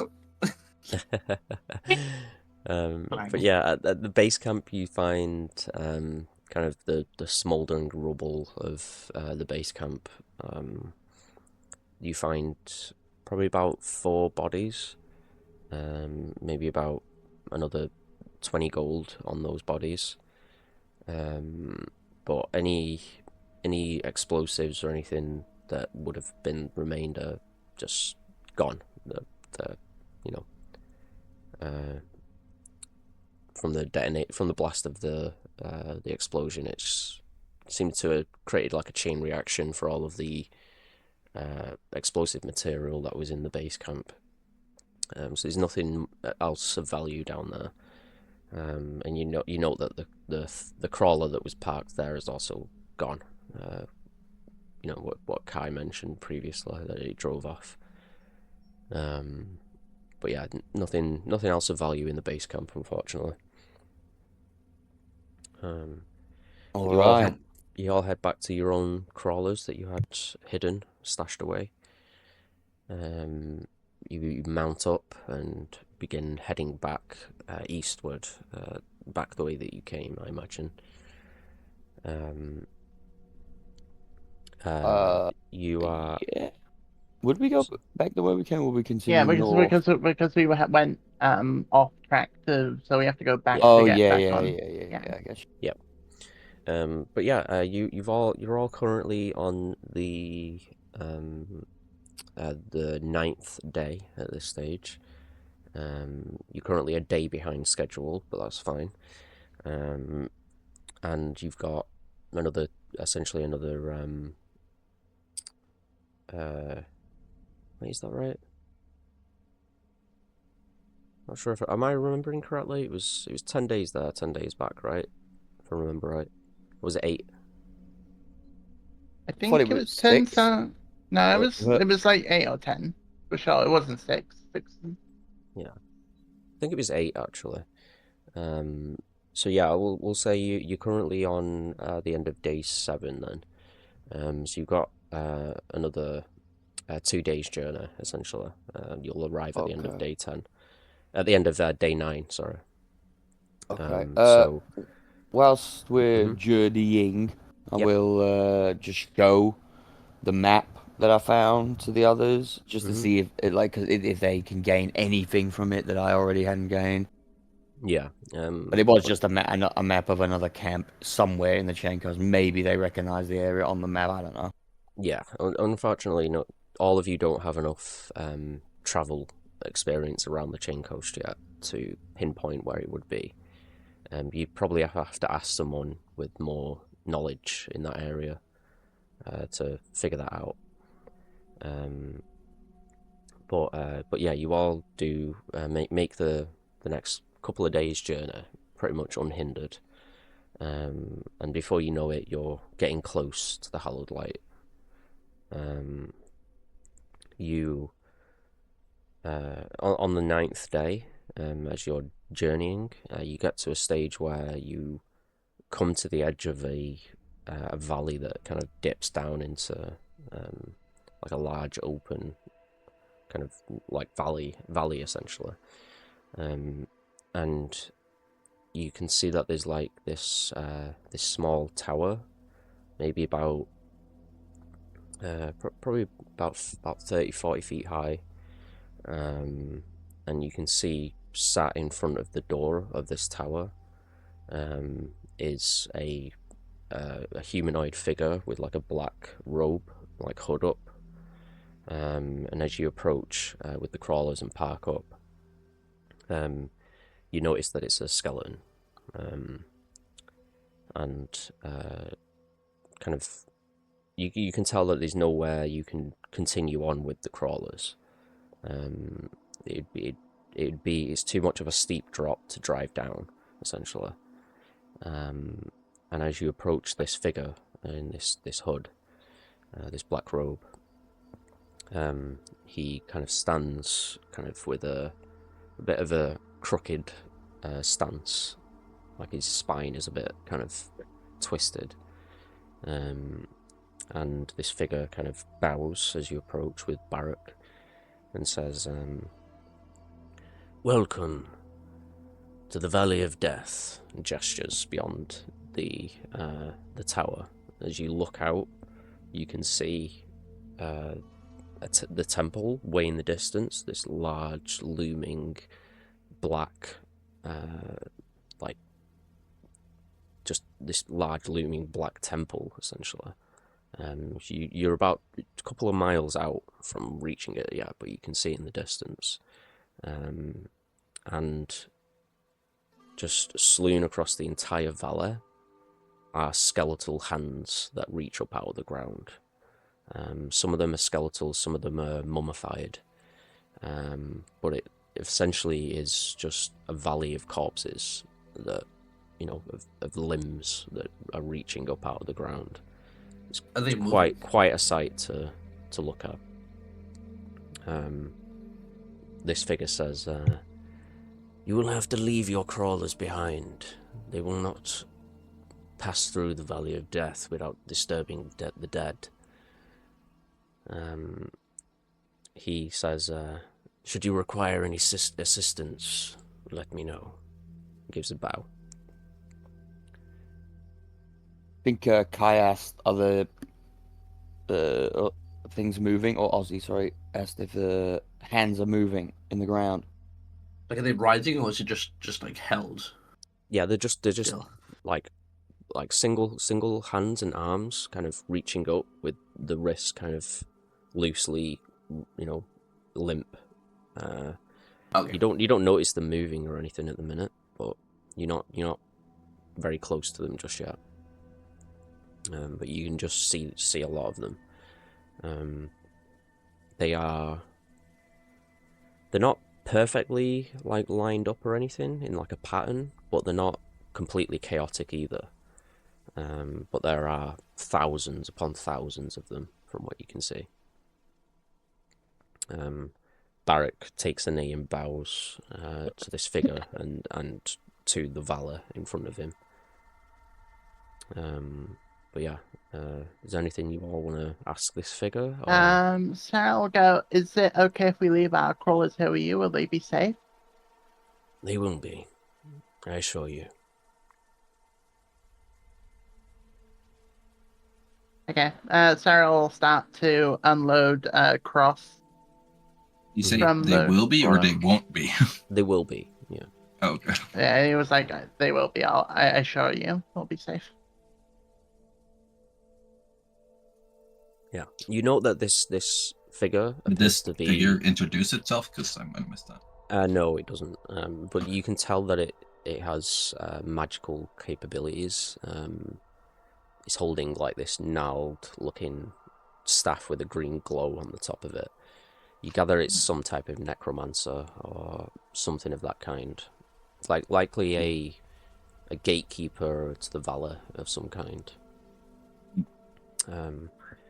Last thing that you notice as well in the Valor is that there are a number of people just walking through it. Some heading toward the temple, some heading other directions.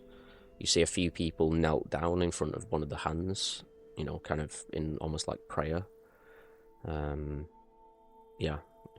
That's mostly what you can see at the minute anyway.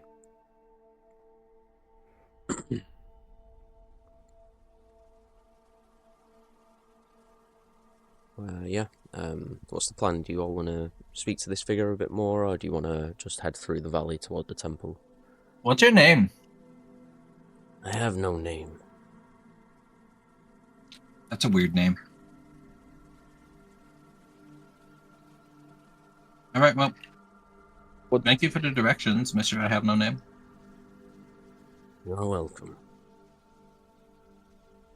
Is there any danger out there? Anything we need to be aware of, or is this place safe?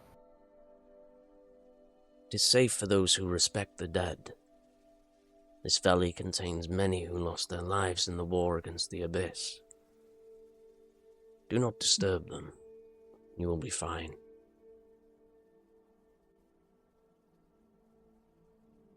Understood.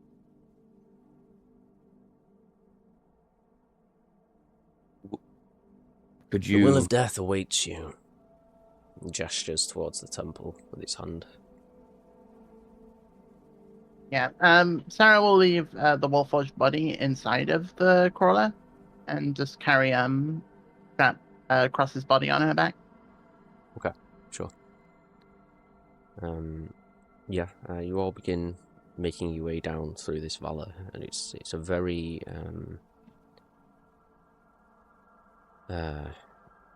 it's almost disturbing a little bit ominous how you walk through this valley containing, you know, thousands and thousands and thousands of undead, essentially, that are grasping up out of the earth almost.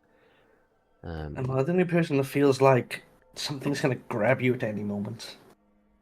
Yeah, definitely. This is creepy as shit, guys. And yeah, as you walk past some of the hands, you do notice some of them twitch and kind of Oh hell no! shift a little bit. Rue will put a hand on Kai's shoulder. They don't try and grab you or anything, but there's just a little bit of a jostle to them every so often. Kai definitely flinches to the hand grip. Yeah. It's okay. He said, as long as you don't disturb or disrespect them, they'll be fine. So just, don't do that. What if just us walking is disturbing them? What if like accidentally step on top of one of them? Just don't step on them. Just look where you're going. Yes. Yeah. Just Kai's very intently watching every step he takes down. To be honest, some of them might have been into that in another life. But... Okay, if I'm not disturbing them, you're probably not, twinkly clank. Okay. I'll focus. We're good. We're good. I'd offer to carry you, but I don't think I can do it without the robot.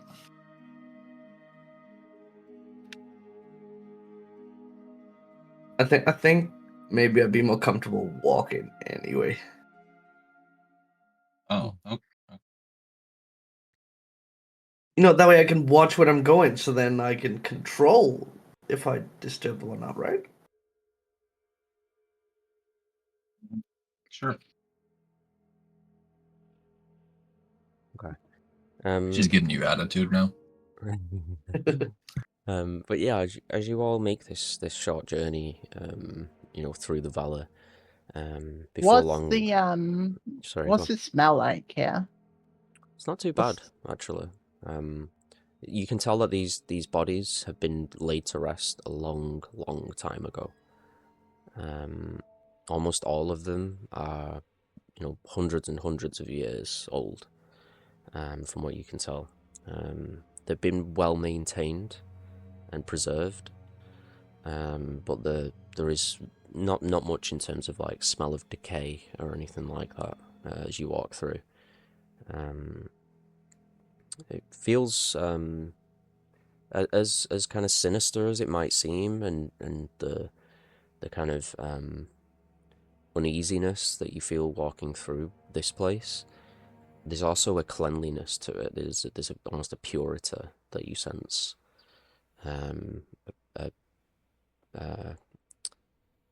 Like a reverence to these corpses almost is present. And you notice that the people that you walk by seem to be, showing signs of that as well. Sitting in prayer in front of, one of these, grasping hands, essentially. Some of them are marked, but the vast majority of them are not. Like some of them have like symbols, like drawn into either the ground or like small slabs of stone, symbols of tribes, things of that kind. But the vast majority of them are unidentified. Any tribe symbols that we've seen before? Are these like long past? No, most of these are long gone, wiped out essentially in the when with the war and everything that happened, the Orcish tribes were almost completely made extinct. The race of orcs was almost completely wiped out, and many of them fought for Zythrax in the final war. So you imagine many of these probably fought against the forces of life essentially in the final days of the war, and have been laid to rest essentially after everything got resolved in that time.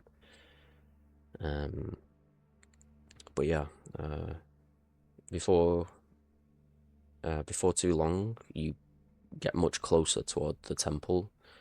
You can see it. It's almost like a pyramid shape, but with kind of spires that come up the sides.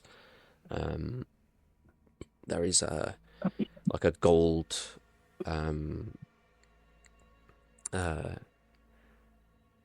what's the word? Inlay. Yeah, like inlays, like carvings of gold that kind of spread like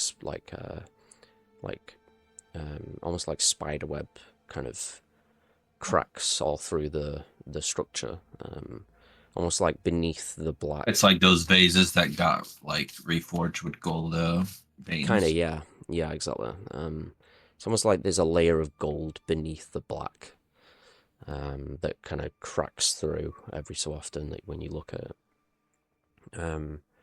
It's an incredibly well-made structure, from what you can tell. It is very imposing and has a very an almost ominous kind of feel to it, as you stand in its presence. But you arrive at the doorway. You find another couple of skeletons that are stood at the entryway. They both lower themselves and give a bow as you approach with Barak. Barak gives a bow, and he steps forward and says, Vargas lowers his head slightly. yeah. Barak just says to these two skeletons, he says, the will of death is expecting us. Please show us the way.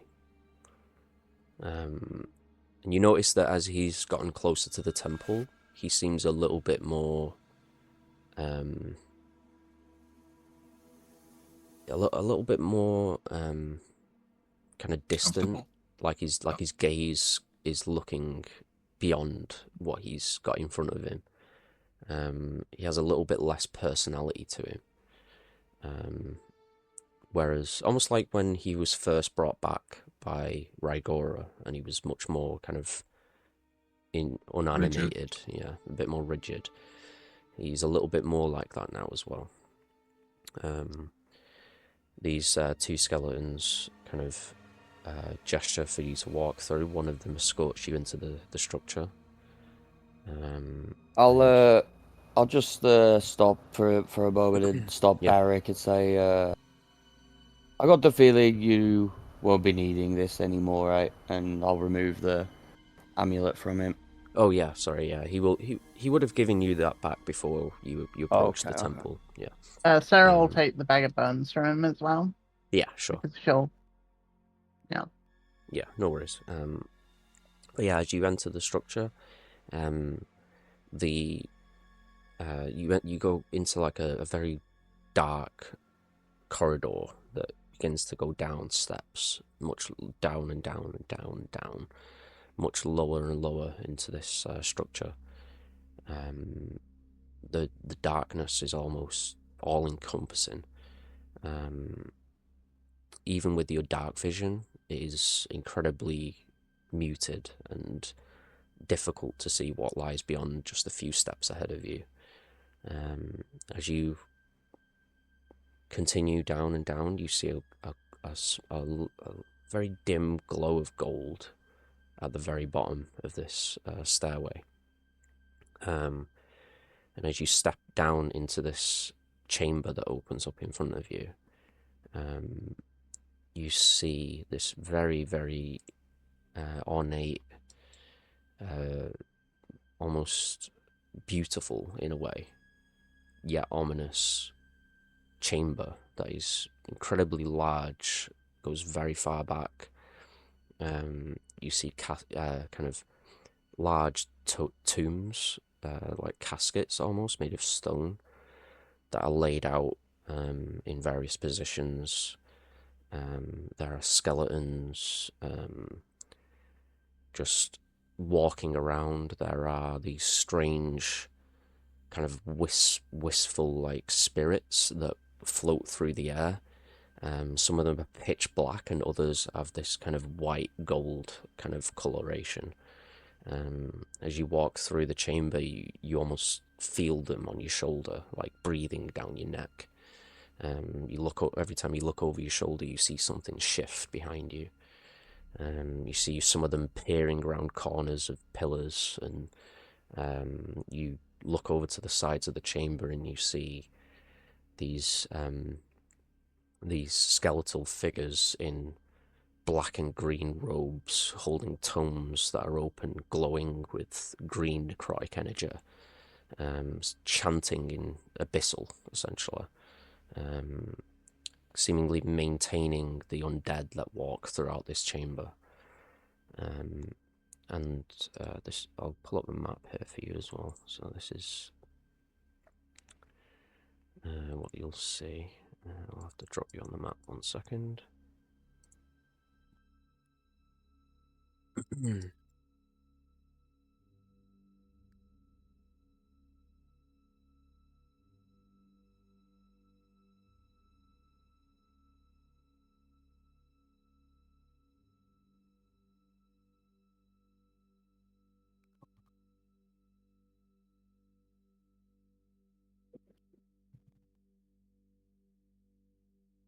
So,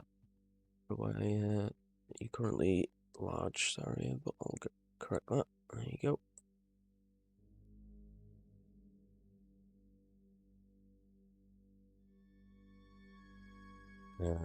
And yeah, this is what you see. Wow. Vargas will sort of look around in awe. Yeah. Barak begins stepping down into the chamber, walking through. I guess I'll follow. Yeah, start following it. Yeah. You immediately walk past a couple of skeletal orcs, by the way, that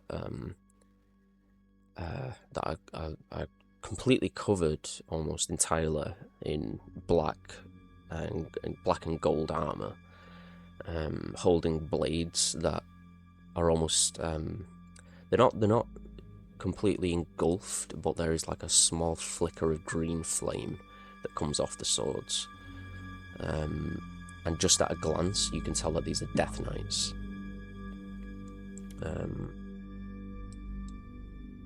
And they just glare at you as you walk in, essentially. Walking through, like I say, you see all of these kind of these caskets of stone, you know, tombs. That some of them are closed, some of them are open, with acolytes of the Hallowed Light that have risen the dead to speak with loved ones who have come to visit them, things of that kind. You see adventurers that are, you know, weeping over a lost friend that's died in battle, or orcs that are paying respect to chieftains that have fallen in combat. Things of that kind are very apparent here. Like I say, these wistful kind of wraiths, that like spirits that float around the room. almost everywhere, and finally there are these motes of light, these gold like spiraling, like almost like ether-like entities. You know these to be will-o-wisps, essentially, of gold light that kind of blink and bob around the room, creating much of the light source that you see in this chamber. Barak, I think if I asked, I could continues have one of those glowy moving orbs. Maybe wait until after we've handed off stuff and have a sly relationship with them. Yeah, of course. I just mean eventually, maybe. Okay. Sorry, I'll move out with Barrett. Yeah. I'll say that probably the last thing that you notice as well is kind of in this area here and here, there are just hundreds and hundreds of skulls just inlaid into the walls. All different races, but mostly orcs and goblins, from what you can tell. But yeah, this whole place just encompasses the aspect of death. Everything that you see is And that yeah. us hand tree. And yeah, as you get a bit of a look at the back end of the room, you can see this large tree-like like structure or creation or something. You're not exactly sure what it is, but it appears to be made out of flesh and bone. The ends of the branches have fingers and hands, seemingly growing out of the stone beneath it. There is this gold-like pus that kind of bleeds from the tree, and there is a large altar at the front of it, very, very ornate and regal looking, probably about 6 or 7 feet high, and there is like a large podium on the top of it that kind of twists and spirals up, and almost in the shape of hands as well. And in the center of it is this orb, this spiraling gold light at the very center of it, and green tendrils of necrotic energy that kind of spiral and twist around it, almost like it's almost like shadow and light are blended together to create this strange light source at the end of the chamber. It kind of spreads out this light, this pure kind of gold light across the back end of the chamber, and you see 2 figures stood before the altar, essentially, and knelt down in front of it. And as you walk up, there are 2 more Death Knights that on either side here, that initially kind of step forward and acknowledge Barak, and then step back into place and become much more rigid again. As Barak approaches, he takes a knee and lowers his head. The 2 figures in front of this altar kind of glance over the shoulders and then stand. The male figure turns to the female figure and speaks under its breath, very, very quietly. You can't hear what it says, but it's clearly in Abyssal. The female gives a nod, glances over at all of you, and you just get this kind of cold sensation that washes over you. She turns and steps away, seemingly taking leave, walks around and disappears down one of the corridors. This male figure turns to face you and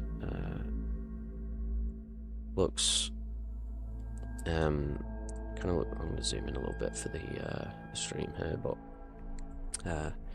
you see a pale, sunken face, almost taut to the bone, black hair kind of draped down one side of the head with an exposed temple on the other side, kind of gold spiked like horns pierce out of the head, almost like they've grown from the brain. There is like a gold replacement for where the nose would be. One of the eyes, the right eye, is almost like a gold marble in the socket, just completely golden. He's wearing kind of gold and red and black ornate robes, like a black fur scarf-like neck,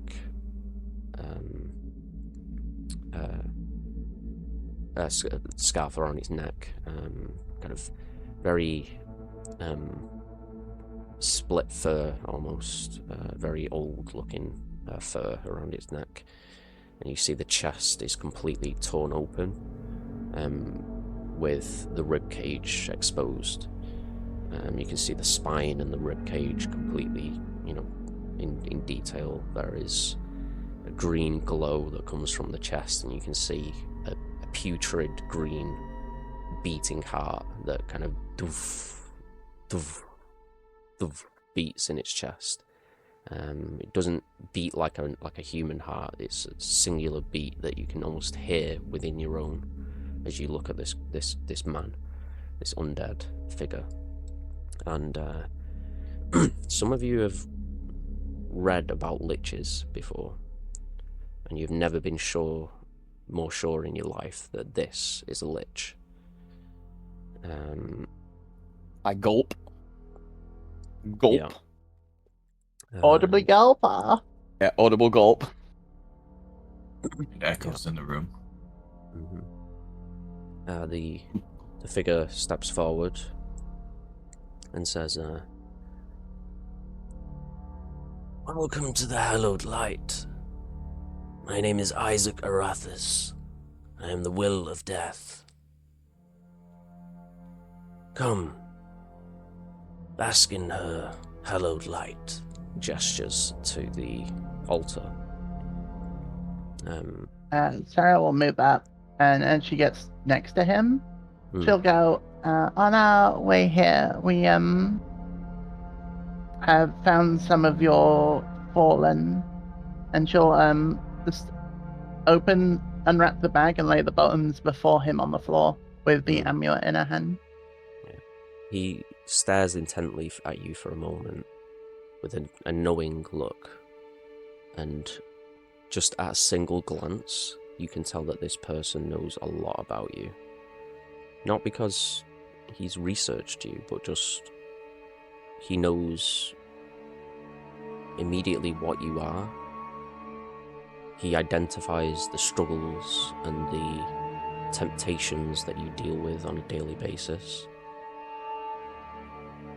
and you just get the sense that he knows you, like almost like you've met him before, but you haven't. But he glances down at the bones, kind of pulls a little bit of necrotic energy into his fingertips that crack as he moves them, and you watch as the bones begin to rise up and form as skeletons.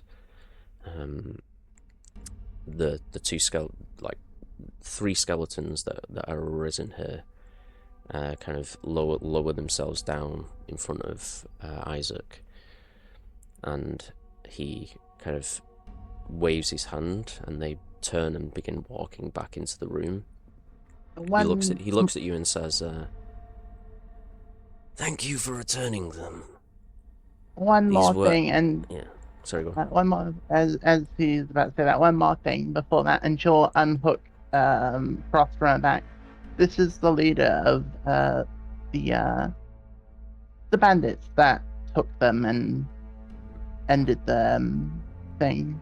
We on the way here we got attacked by them, so we went to go find the source, and we found them, and then we took care of them. So hopefully your people will be safer.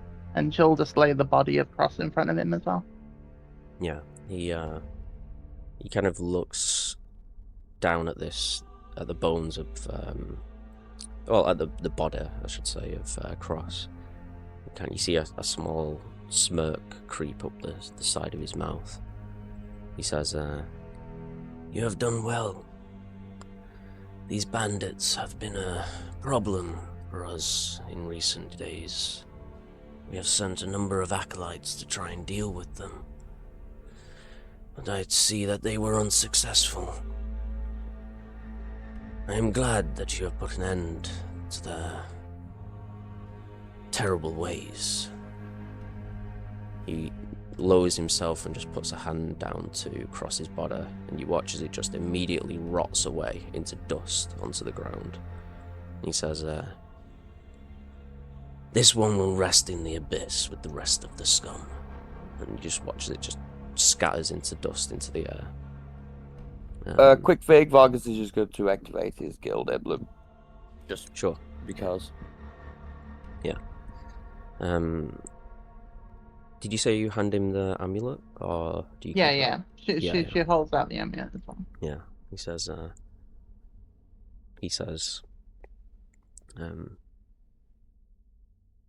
"Thank you for returning this amulet as well.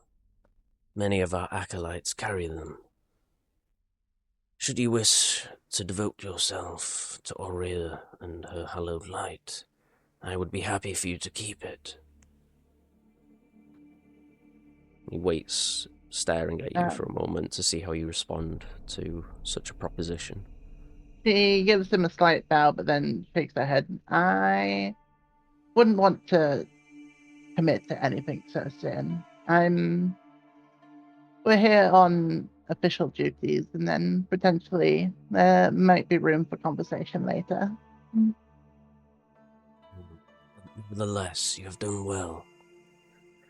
Ever more so for bringing the fallen chieftain here. Welcome, Barak Scarblade. Your servitude begins today. Stare into the light. Gestures at the orb on the altar. You watch as Barak kind of hesitates for a moment, and then his neck kind of snaps up, and he stares into the orb.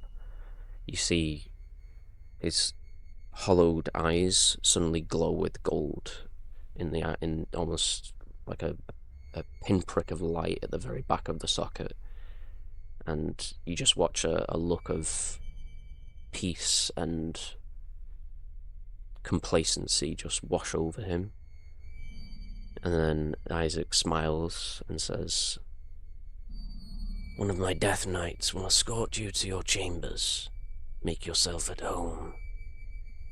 You watch as Barrett kind of stands almost a little bit, almost like a bit like he's being puppeted, but not quite. It's not as forced as you might think. And he turns to each of you with a look of like acceptance and gratitude. Gives you each of you a nod, and kind of just turns and walks away, escorted Bye, by one Barak. of these. Thanks for the help. Yeah, he just escorted by one of these death knights, just vanishes into one of the back chambers. Farewell, Barak. Yeah. He's going to the barracks. Yeah. Isaac watches intently as Barak leaves, and then you watch as he just kind of takes a breath. This raspy, kind of long, drawn out breath. Says, "I have heard a little about you from the war chief. It seems you have questions for me. I can see it in your eyes, Saria." Tell me, how does your curse feel in the presence of this light? You look inward for a moment and you notice for the first time in your life there is no hunger. There is no drive for blood.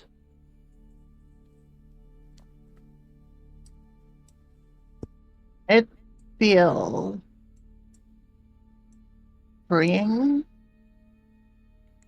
Good. You are welcome here should you ever need a reprieve from your curse. Vampirism is very, very debilitating curse. We are happy to help you with it if you wish for it. I wouldn't say that. I'm more looking for answers from it. I've had Many seek answers here. recurring dreams since I was a child. Would you allow me to inspect you closer, Saria? She hesitates for a second, and then just she'll step forward and permit. Seekai consent. Another small smirk goes up at the corner of his mouth. He steps forward to you, and you haven't felt power from a creature like this since probably Rygora, but even she pales in comparison to this figure in front of you. For a moment, he holds his hand up towards you, and you almost instinctively try and take a step back before suddenly his hand is pressed against your chest. The smile creeps a little larger up his mouth. He says, "Fascinating. You may even be unique among your kind, Saria. I have not seen a type of vampirism like yours before." Yeah, that's one of the reasons why I've come out to learn. My mother, who helped me fortify my mind, she looked over me when I was younger and confirmed that there was no scarring of ever being bitten, and that as far as I've known, that is usually the only way to become afflicted with this curse. You would be correct. It is not known to be possible for undead to procreate. You are definitely fascinating.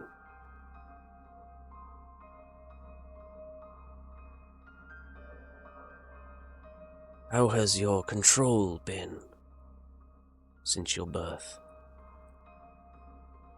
Been good. I had a lot of help in controlling it through mental training and other means. It still is a struggle at times, but I have managed, as one does. I can tell that you have not indulged yourself in blood. That is a good thing. Vampires that come here, we try and teach a better way. A way to sustain themselves without the need to slaughter and spread one's curse to others. I can tell by the look in your eyes that you have not spread your curse, and that you likely never will. For that, I've noticed that. Yeah, I have no desire to try and pass on what I have. he says, Just learn what it is and... Yeah. He says, for that, I am more than willing to help you. His fingers come free from your chest, and you feel a sudden relief, a pressure, almost like his hand was almost touching your very heart in the center of your chest. He says, I must admit, I may not be able to give you the answers exactly that you seek. I do not know the nature of your birth, but I know that it was not natural. It may even be an evolution of the curse itself. Sarah will hesitate for a second and go, about the dream that I had. There was a woman in it who sent me away because somebody was looking for me.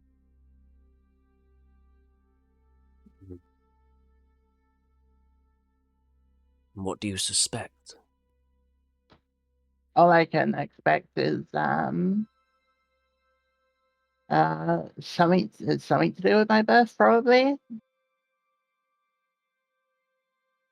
Because let me try and recall. I believe she said, "I won't let him have you," before sending me away. Whoever this person is, definitely must have had need for you. I would advise caution seeking them out, but I can tell that will not stop you. I know many of your kind, though only a few reside within the Chain Coast. I believe I can point you in a direction of a vampire that may be able to give you a little more insight into how this could have happened to you. I would advise that you seek out a vampire by the name of Lord Crane. Book. Give him a book. Yep. He says, Second? he currently resides in the city of Archlink, not a few days' travel to the west. We have had some concerning reports as of late from him. It would actually be of service to us if you were to investigate this matter. You may even get answers while you're there. Yeah. Yes. So, which direction did you say it was again from the temple? To the west. A few days' travel. Is that going away from Wargrim? Maybe a few days, depending on how you choose to travel.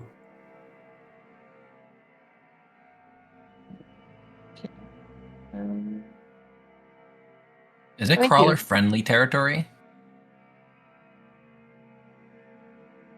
What are you? Oh, hi, I'm Jade.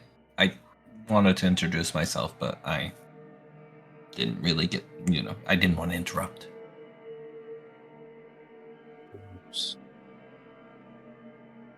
You speak. I mean, Come closer. yeah. He holds a hand towards you. Okay, are you gonna touch me as well? Not if you do not wish me to. I don't know, like, why do you want to touch me? He just smirks and looks at you. He holds a hand towards you but doesn't touch, and he just says, Can I shake your hand? Does it work like that, or do you have to touch my chest? I will not touch you if you do not wish it. You are a creature of the breach. I guess so, yeah. Means where I came from. Do you know what you were before this? Who you were before this? I don't know if I was anyone before this. I mean, I've had a dream, but it's just a dream. So I got this skull. I don't know if it's mine, but when I came to consciousness or came to be or something, I don't know. I had it. So Do you also seek answers? Do you have questions? well, I did ask if we could use crawlers to go to the west, but You already know this answer.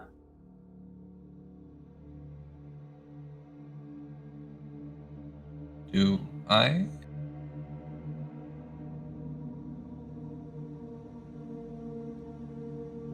The crawlers that you travel with can travel over much terrain. Not much will stop them, other than the Valley of the Death. Right, but it's not It like an says- extension of the Valley of the Death or something. You may use the crawlers to reach the city, but you will obviously have to leave them outside. Okay. Other than that, I mean, I guess I don't know how you would know the answers to my questions, but I've seen one like you before. Long Ooh, time really? ago. Yes. Not quite as civilized as you. Not quite as humanoid, Oh. if you will. They also came from the breach.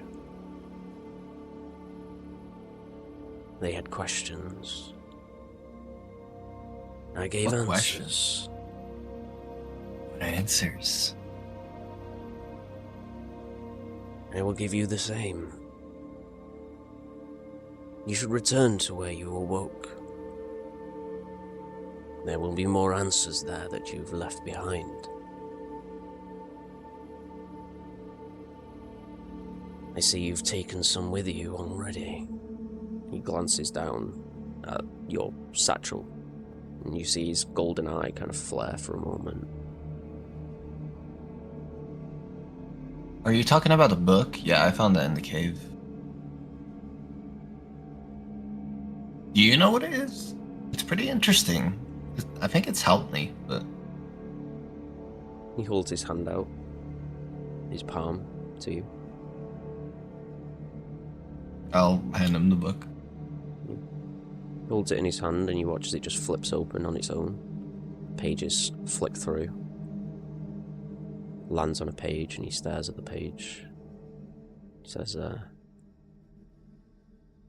this is quite advanced. Yeah, I can't read much of it. Yeah. He says, it's quite sinister. Experimentation on live subjects. Transformations, mutations, evolution. There is much in this book, but it is a piece of the puzzle. At least one more book remains. You should seek it out if you truly Ooh, wish like to there's know a part what 2? and who you are. Possibly. Or maybe this is part 2, because, you know, it would make sense why I wouldn't be able to understand it that well, because, you know, you start in the middle of the story, it's like kind of, you know, jarring. You're quite intuitive, Jade. Oh, thanks. So are you, what's your name again? Sorry.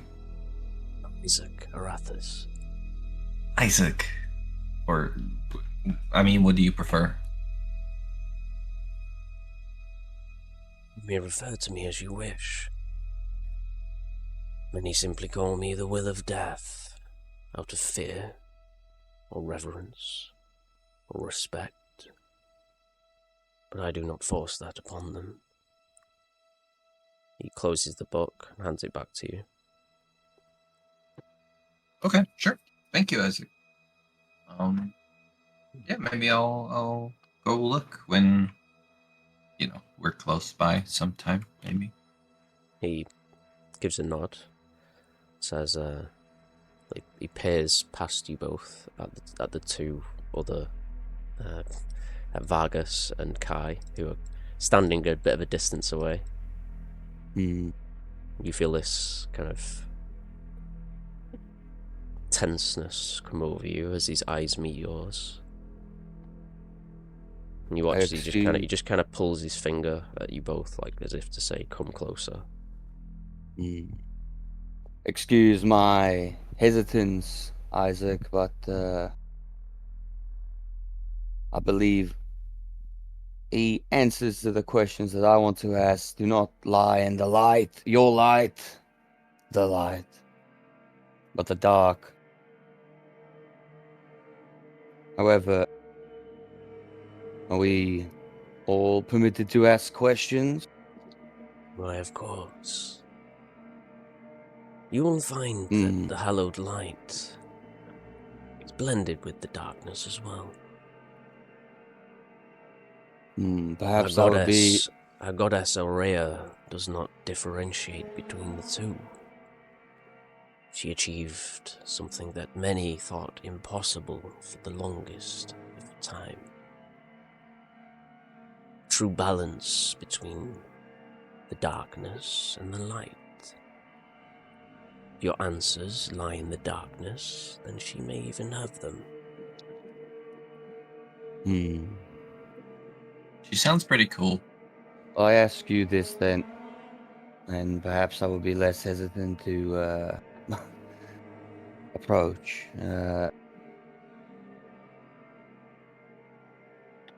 What is the name of the one I serve? But I do not know. Come closer. I very, very, slowly approach. Hesitantly. Flum sort of cowering behind me. He says, as you get closer, he says, "There is no need to hide your true form. Reveal yourself to me, so that I may ascertain the answer to your question." I look around at everyone really in the room. Is it people paying attention to this conversation, or is there anyone else in here? Are they all just okay? Yeah, everyone's pretty much, doing their own thing further back in the chamber. Anyone close to this area is purposefully looking away and, not trying to listen in on this, the will of death's essentially conversations. I'm gonna grasp my book, and just sort of really think on it for a moment, just to see if any if I receive any sort of push or anything at all, push or pull, sort of instinct feelings, or is it really up to me?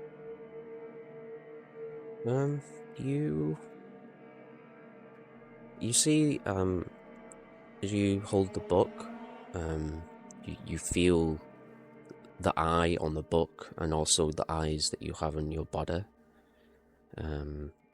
They squirm a little bit in the sockets. There's a little bit of fear, but nothing too concerning to you. There's nothing that screams at you to run or to hide or to refuse necessarily. It's entirely up to you. All right. Well, you just note a bit of discomfort in them. All right. I'll look down at the book and then I look to the guild emblem and I'll deactivate it. And yes, I will change into my true form. Yeah. There's a shimmer across your skin and your clothing as it shifts back into your true form. Another smirk goes up Isaac's side of his mouth. He steps around Saria to approach you and looks at you closely. The eye on your forehead and the eye of corruption kind of again squirm in their sockets a little bit. Particularly the eye of corruption seems to not be very happy right now. But he kind of stares at them and looks at you up and down, says, "Another unique creature you are, Vargas.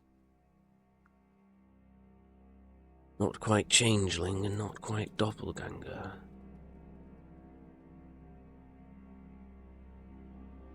As for who you serve,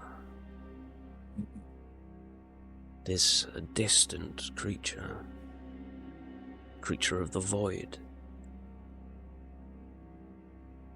creature beyond even my goddess's sight. You should take solace that whatever you serve does not reside in the abyss. It is a creature of the astral plane, of the far realm.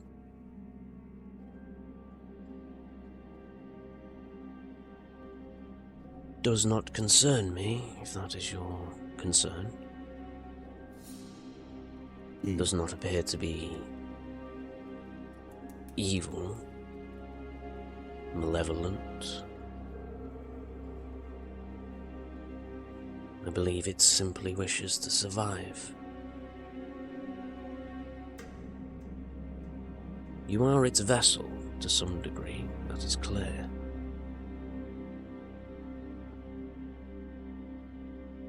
Seems it has bound itself to you from an early age, taken root in your very body. I cannot remember a time where I did not feel its presence, though distant. Do you wish to be free of it? No, I wish to learn. I wish to know. I wish to seek it out.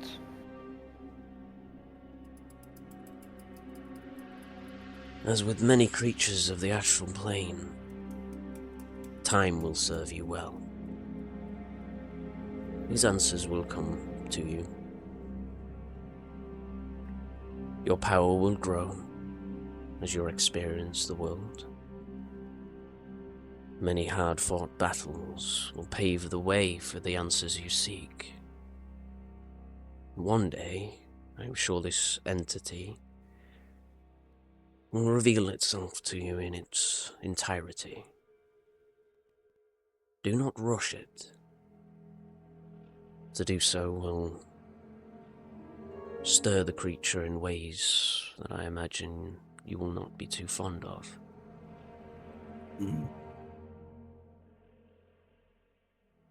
Just as you may abandon this creature, should you seek to do so, it may very well abandon you. I advise you do not give it a reason to do so. You are Whatever- truly... Sorry, go on. He just says, whatever it is quite powerful.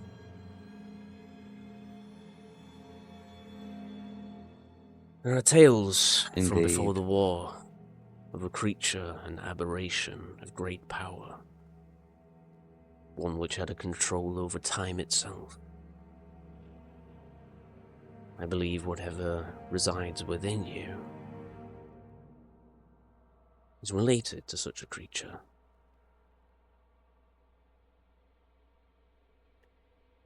I It is see. from that same era, that is for sure. Though why it is so distant, and its motives, I'm afraid that remains a mystery even to me.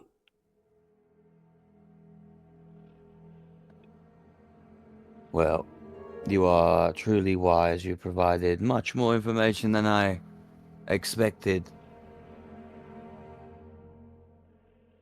Thank you, Isaac. You are welcome, Vargas.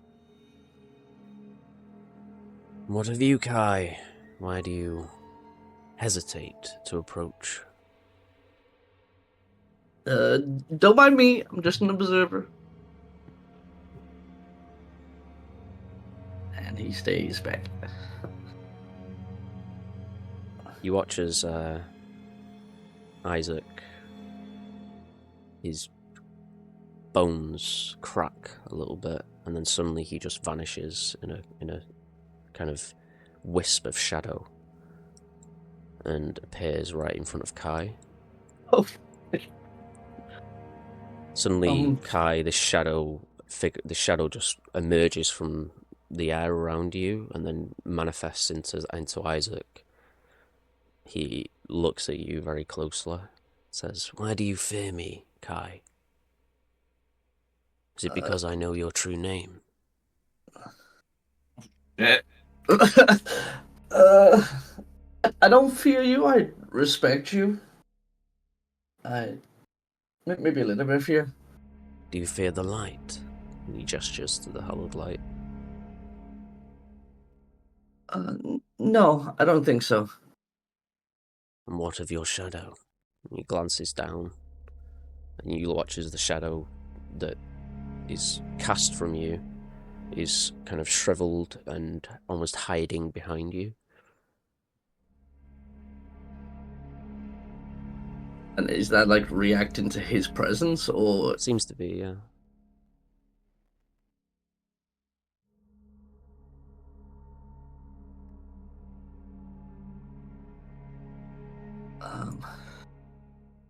I guess Kai doesn't really say anything. He just like observes in that moment.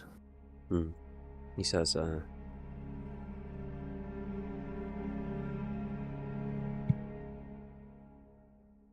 "Your shadow is quite intriguing. Do you know what resides within it?" No, I don't fully understand it. There is a consciousness bound to it. I can expose it if you wish. Though it doesn't seem to want to step into the light just yet. Will it hurt it? No.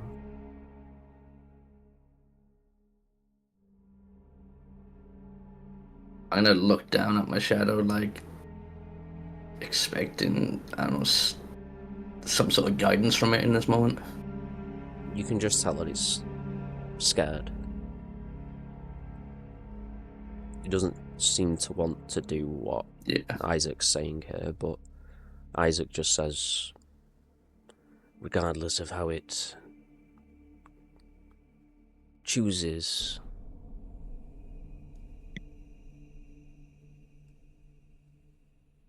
I can draw it into the light if you wish. No. It doesn't want this. I don't want this. You see, the smirk goes up his mouth and he says, "Very well. I'm sure the two of you will do very well together. Do you know what you are, Kai?" Do you wish to know?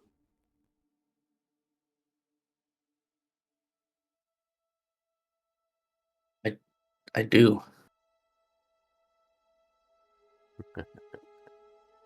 Very well then. Follow me. He turns from you and begins to walk back. I hesitate for a moment, then I'll just start following him. It I'll look at the others as I approach them. Backs up. He gestures for you to approach the light, or the altar.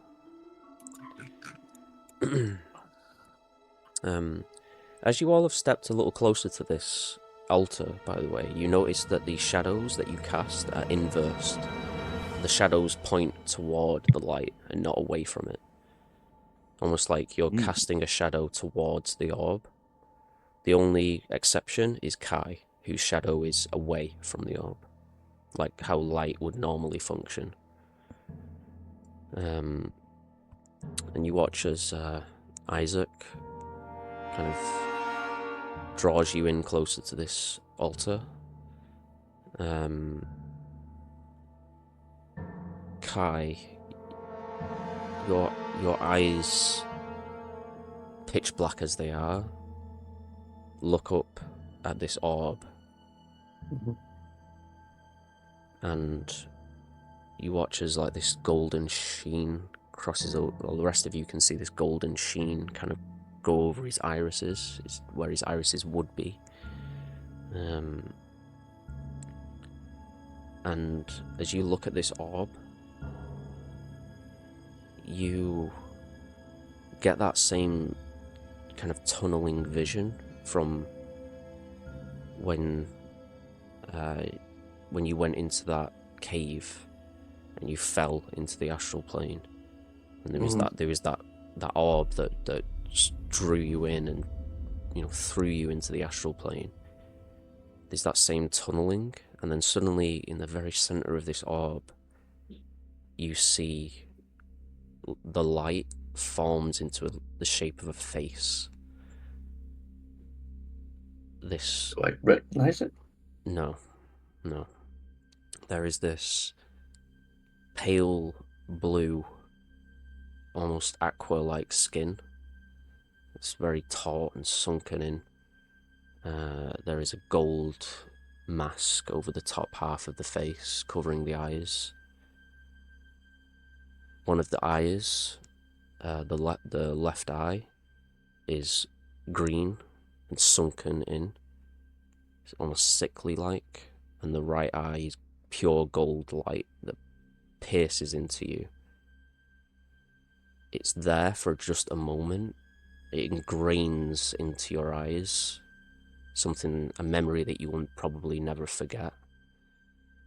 And then it's gone. Only light and shadow remain. Isaac, staring at the orb with you, and smiles and looks at you and says, I have received an answer.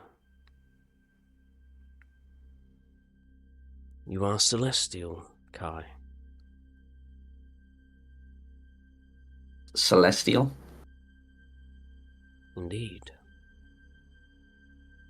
Born of the What does astral that sea. mean? You are born of the astral sea. But I know where I'm from. I knew where I grew up. That doesn't make any sense. One's origins very rarely do. But know this. You are no ordinary elf, Kai. Your father was wrong about you.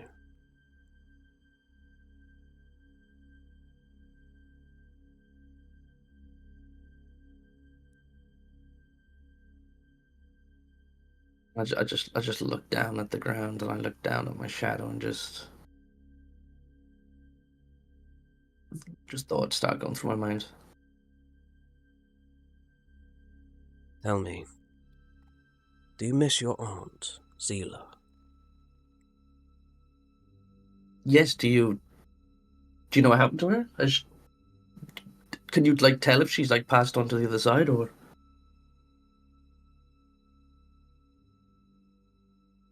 She does not reside in the domain of my goddess, if that is what you mean. Where is she? How can I find her? She is lost. Where, I do not know. But I and Aurea have faith that you will find her, and you will rectify the transgressions of your father in time. You should not fear, Kai. This light and death itself is something that we all share.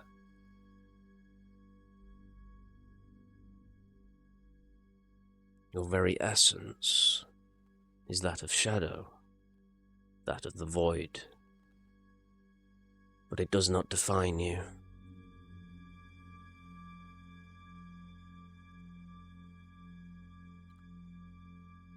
There are others like you. Many call them Asamar. Yeah.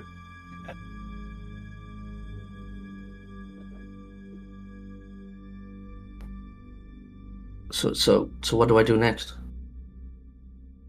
You live.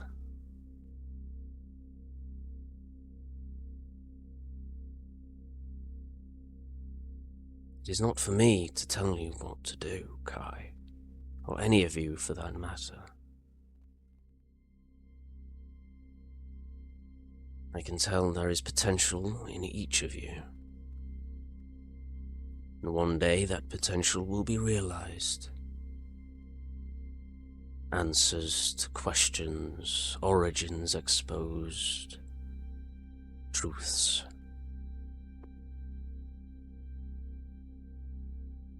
All of this is for you to find.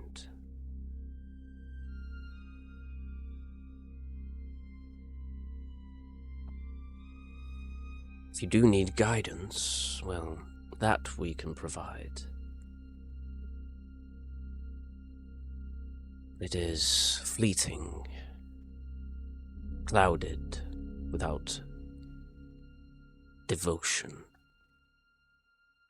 And I cannot see that desire in any of you, at least not yet.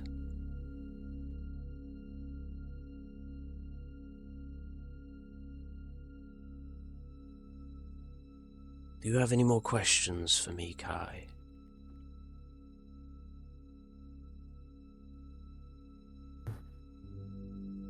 No, I think I know what I gotta do next, but if I have more, can I return?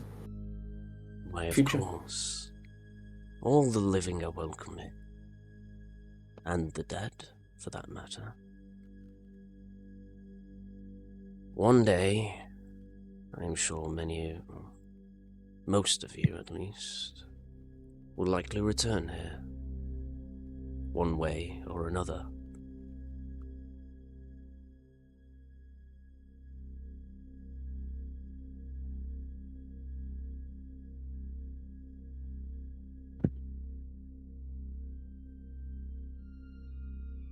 You should keep an eye on your shadow.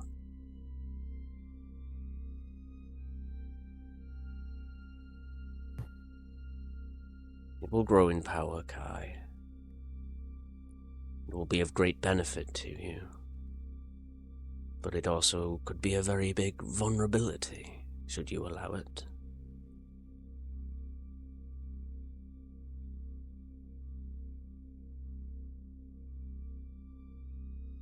He leans in close to you, to your ear, and says, "Your father seeks you.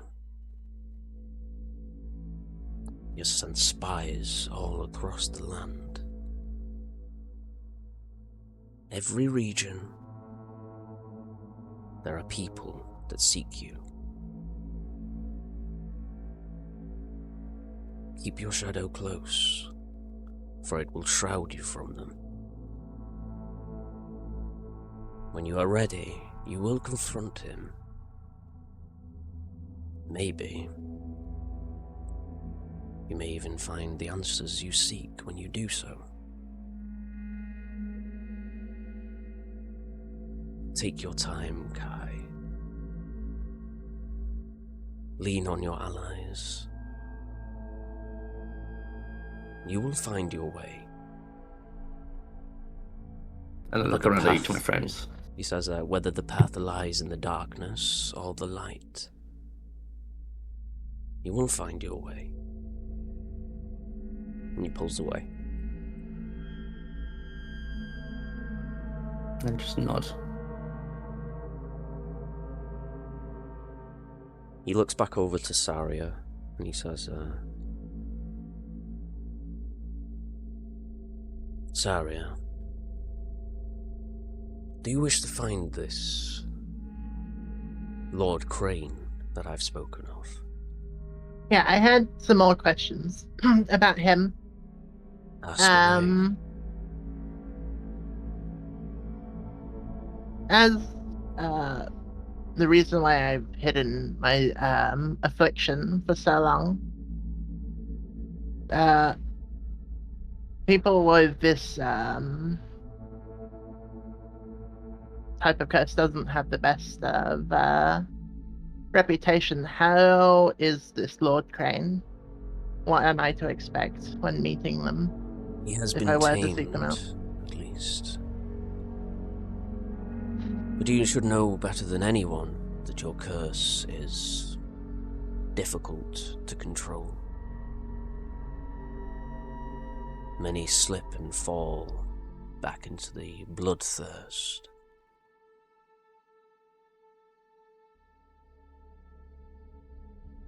He is a first-generation vampire. Over 1,000 years old, I imagine. His time was before that of the war. He served under the first god of death. He sought penance, a different way to live, and was taught here for a time. Was taken under the wing of the Hallowed Light. We provided him with a familiar. Many familiars over the years. This gave him a reliable source of blood. A willing participant. I believe that you may learn much from him. Potentials of the answers to the questions you seek, but also how best to utilize your curse. Ways for it to grow in power, ways to stifle it, control it. It all depends on what you seek from him. But the simple fact I sent you to him means he will help you. Oh, not that I'm definitely interested. But it will be something to discuss between me and my friends here. Before we jump to any course of action. I did note, I did mention, I'm sorry, one sec. Yeah, again?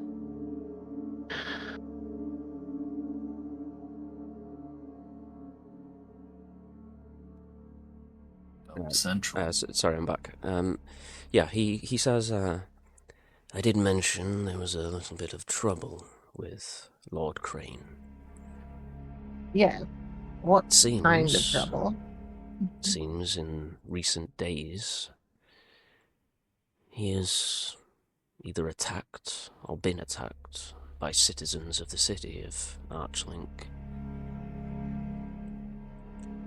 They either felt threatened by his presence, discovered what he is, sought his demise, or he stepped over the line and fell into the bloodthirst of the vampiric curse. We do not know yet, but I would hope, if I were to send you to him, that you may glean some of these answers and respond in kind. Should you accept, I will assign you an acolyte, one who will replace the familiar that was given to him almost a decade ago.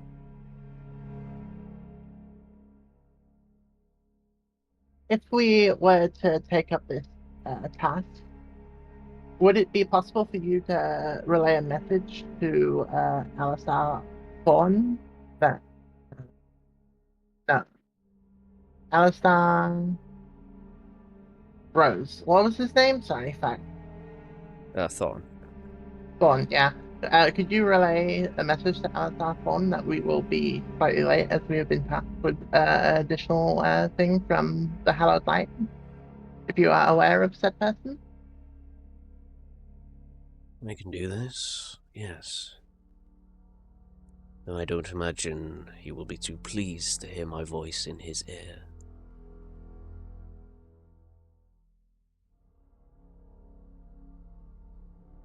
I mean, maybe you could talk to Rygora and tell her that we brought the war chief here and then she can give the message if we don't want to make Alistar uncomfortable.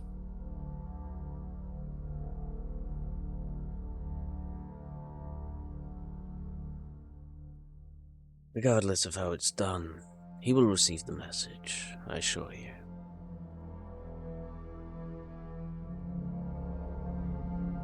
When you meet Lord Crane, ascertain what has happened. Should you deem him a danger to the citizens of the city, I ask that you try and dispose of him. My acolyte will aid you in this. Should it be fitting that he returns to our goddess in death, and do not hesitate. We have sealed his charm, so he will have no sway over your minds. But he is dangerous.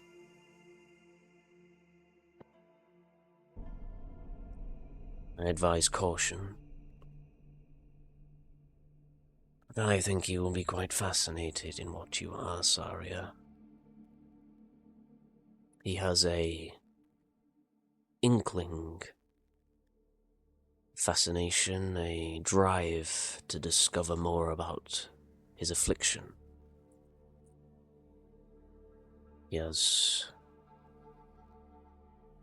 done many experiments in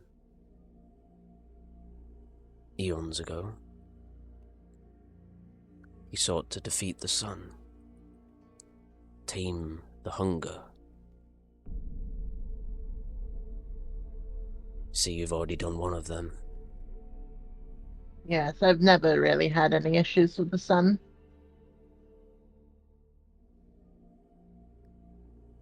He would love to meet you, I'm sure. Don't Yes, let I'm him sure. prod you too much, though. Oh, it will all be, yeah, I have no intentions. This is all, if he wants information, I want information, I'm sure. As long as he's not, completely gone, we'll come to some arrangement. Very well. As for your... Sorry, I Sorry, will go on. quickly turn to the rest of the group and just to see if everyone else is fine with us taking this. Vargas will nod. Something You you can- want to do, I'm down. We're with you on Thanks. this. Thank you all. And she'll look back at Isaac and say, we accept your task. I am pleased. As for your rewards, you may keep the amulet. I hope that it benefits you in times of death.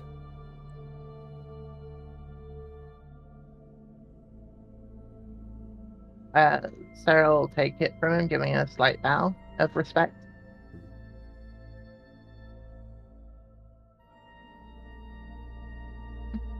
Thank you very much, Isaac. This will definitely help. As she looks over at Jade.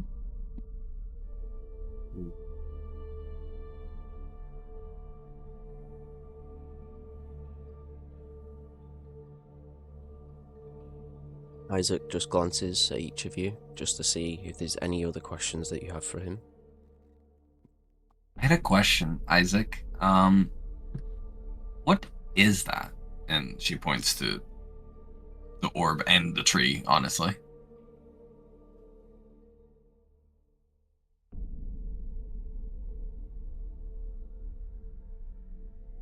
Long ago, when Zythrax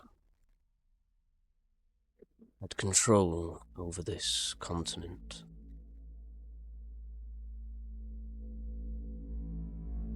many died. His power grew, and he sought dominion over all life. This, he gestures to the tree, is an amalgamation of those that fell, those that were beyond redemption.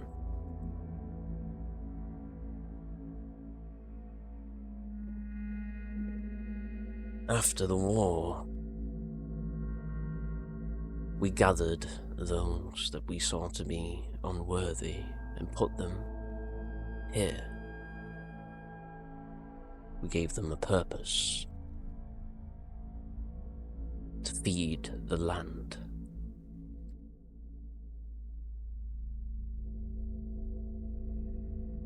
Their presence here, many of those that lie in the Valley of Death, have helped to heal the Chain Coast over many hundreds of years. This ichor that you see oozing from this tree is corruption itself, being siphoned, squeezed out of this continent so that it may flourish in the future.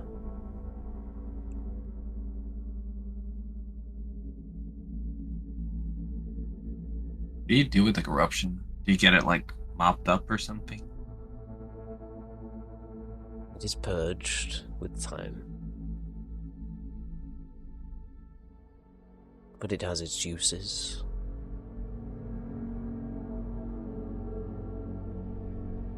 As for the light that you see, that is Aurea herself, or at least a piece of her. A window into the abyss itself. Like a portal? Not a portal, but window. A gap to be looked through, to listen to. I hear her voice even now, though it is distant, muffled.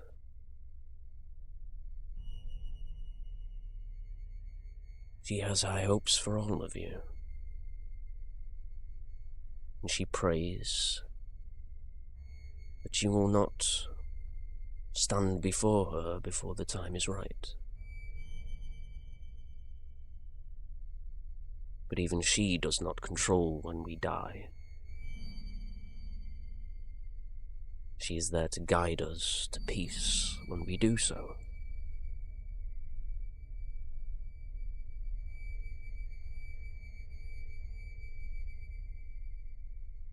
Can you look into the window?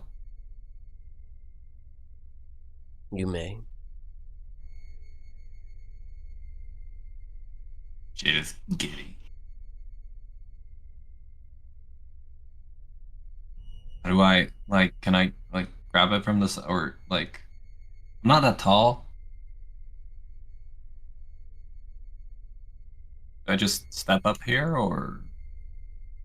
Yeah, as you take a foot, place a foot onto the altar, you watch as your green form suddenly shifts into a yellow tone, and what would be your eyes fill with pure golden light as you stare into this orb you see that same face that Kai saw. Motionless, rigid, staring into your very soul. There is a coldness and a warmth to the eyes. Fear washes over you. And then calm. And then it's gone. You find yourself suddenly step back from the altar. Yeah, she like stumbles back a little bit. Yeah, the green immediately returns. You don't know exactly what you saw, but it was otherworldly. It was sinister, and yet kind.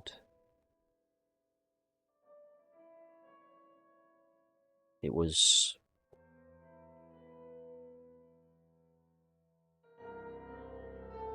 just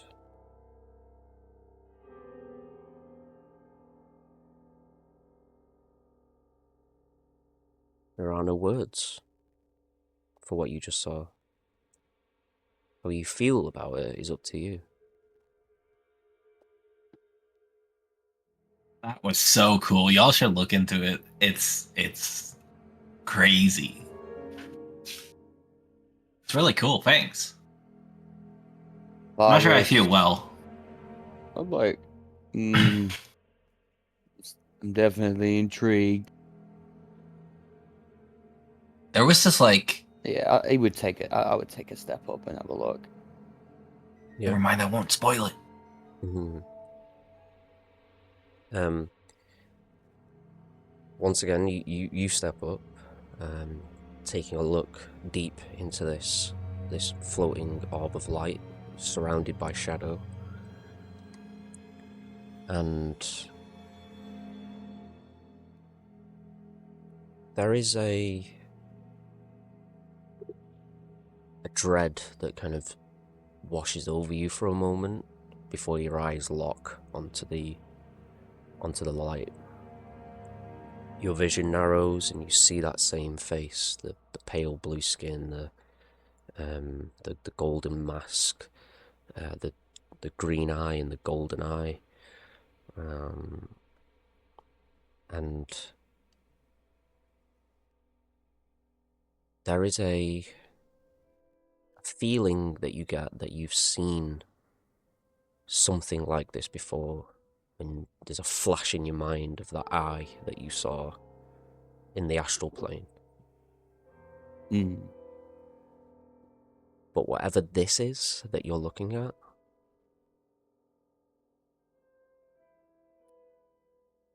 is more human.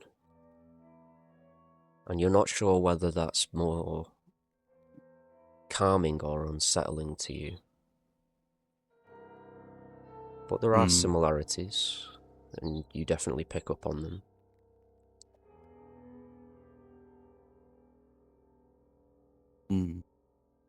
Once again, you know, the similar kind of feelings of fear and peace and everything clash within you, and then the face vanishes from the orb.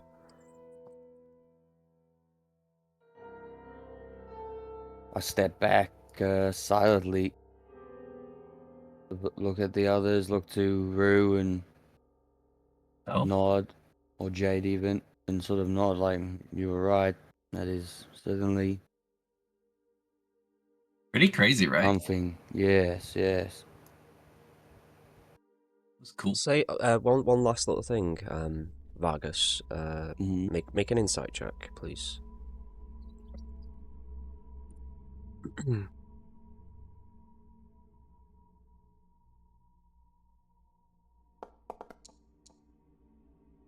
$14. Yeah, with a 14, the last thing that you pick up before the face vanishes is there's not only a similarity between the face you saw and the entity within you, but there's also a parallel between the face of Aurea and you, but you don't know what it is. You just know that it's almost like a mirror in a way. There is a connection there that it's strange. It's almost like looking at a brother or a family member. I should say like a sister, because it's goddess, but there is that kind of feeling that you are the same and yet wildly different. You can't make sense of it, but it's unsettling to you, I think. At least in the For moment. sure. How you reflect on it is entirely up to you as Vargas, but so it's almost like if you remember when Kai caught a glimpse of his reflection in his dream, and there was that kind of realization moment, the kind of wash of dread that came across him. Similar feeling that you get looking in that moment, almost like the thought pops into Vargas's head: "Am I dead?" When you realize that like similarity, and then you snap out of it, and the face vanishes, and you suddenly come back to your senses. But yeah, it's pretty all-consuming in that moment, though, for him. Indeed. Yeah, like that's why I stepped down silently, like I said, and say what I said. Walk over and I sort of keep to myself for the moment, thinking on it. Definitely seemed a bit consumed in thought right now. One more question, I think.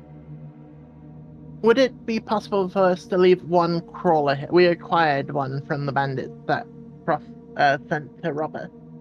It would be a little bit awkward, I think, to go to see this Lord Crane with both of them. You Well, may. I do have a quick question. We don't know these lands very well. Is there a town, a settlement west of here on the way? Somewhere we could perhaps dispose of this thing without littering your place and disrespecting the dead, you know? You live in Keeper a of the town Valley. in Archlink? Yeah. Sorry, Jade, what'd you say? I said, doesn't he live in a town like Archlink or something, right?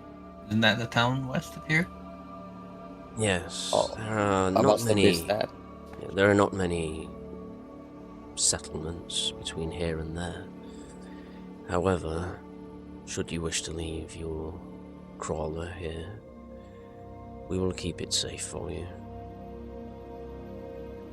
The Guardian of the Valley of Death keeps a very watchful eye.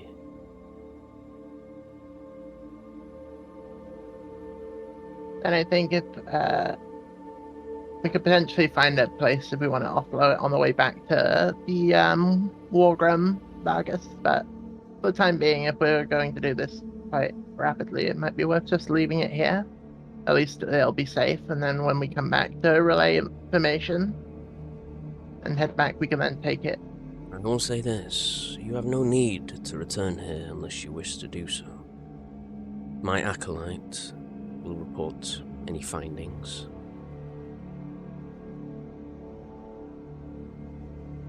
Who is your acolyte? I will introduce you shortly. And are You they are- to accompany us? Yes, Oh, I see. they are to replace Crane's familiar. We are overdue on the replacement. Is she that is why you might willing. have gone feral? Hmm? As Jade says, is that why he could have gone feral? He didn't get a replacement in time? Perhaps. It is unclear exactly what has happened. That is why I wish for you to accompany her. Should he have fallen to the bloodthirst and become uncontrollable, then I would ask that you dispose of him. Send him to our goddess.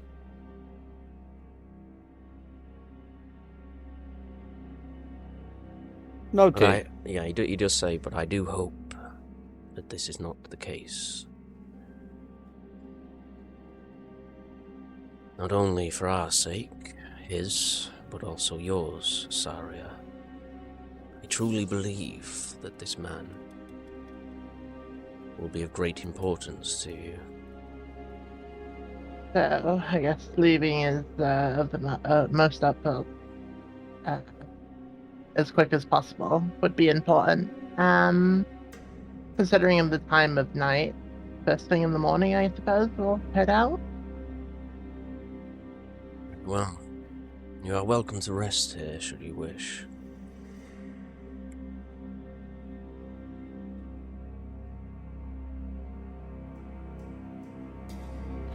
Yeah, sounds good. Yeah.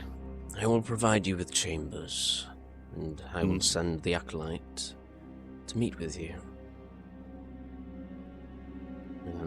One thing that you all notice as well at this stage is the closer that Isaac stands from this orb of light, the less raspy his voice is, and the more easily he seems to be able to breathe and kind of he just seems more comfortable the closer that he is to it. In the same way that Saria doesn't feel the bloodlust? Yeah, very similar, yeah. It's worth noting that since you stepped foot into this temple, you haven't felt the need for blood. But it is very potent the closer you are to this orb. In fact, now that you're standing this close to it, you couldn't even draw your fangs if you wanted to. It's almost like the curse is gone.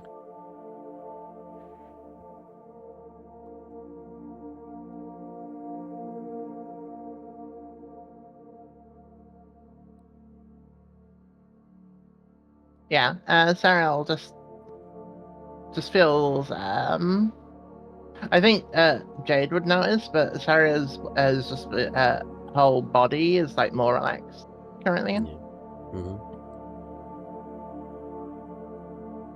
My Death Knight here will escort you to the chambers. You see this this Death Knight kind of wheels in it, spins in its spot and nods towards Isaac, and then steps out and begins to walk this way.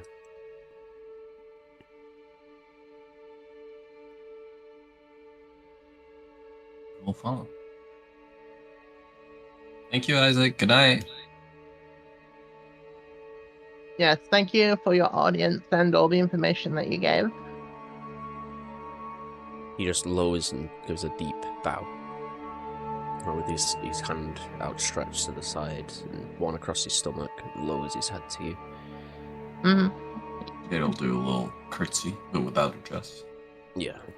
Sarah will return the bow. Mm-hmm. I Yeah, appreciate your answers. I will give a slight nod of the head, bow. You're welcome to return any time you wish. Just gestures and then turns in his spot and kneels immediately down in front of the altar. This Death Knight escorts you over into one of these side pathways. you walk through this corridor, and the light dims. A darkness kind of takes over the space. And walking... As we're walking through, I just wanted to say something. As we're walking through, Vargas and Vargas will say the front, hang back just a little bit, and they'll hang back just a bit, trailing behind the group about like 30 feet, or like 20 feet or whatever. Okay. He's kind of shivering a little bit. He's a bit unnerved through this whole conversation, but yeah. But yeah, if you want to continue your description of the corridor, go ahead. But I'm gonna have a little conversation with Flomp in a second, just so you know. Yeah, sure. I'll just say, as you walk in the shadow of this Death Knight, there is like an ominous kind of feeling of closeness to death that you feel from this Death Knight.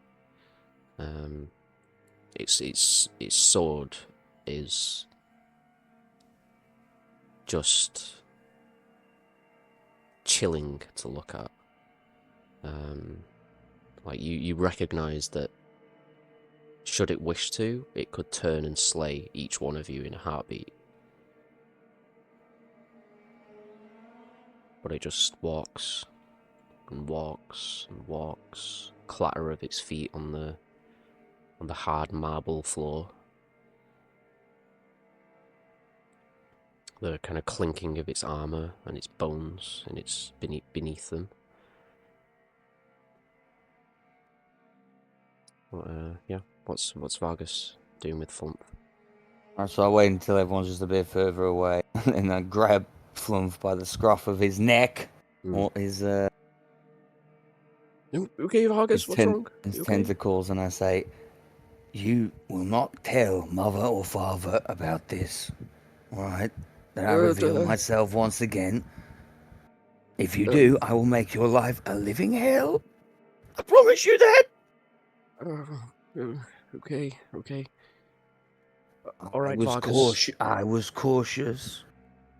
No one was paying attention. Everyone here is here for the dead. I turned off the device.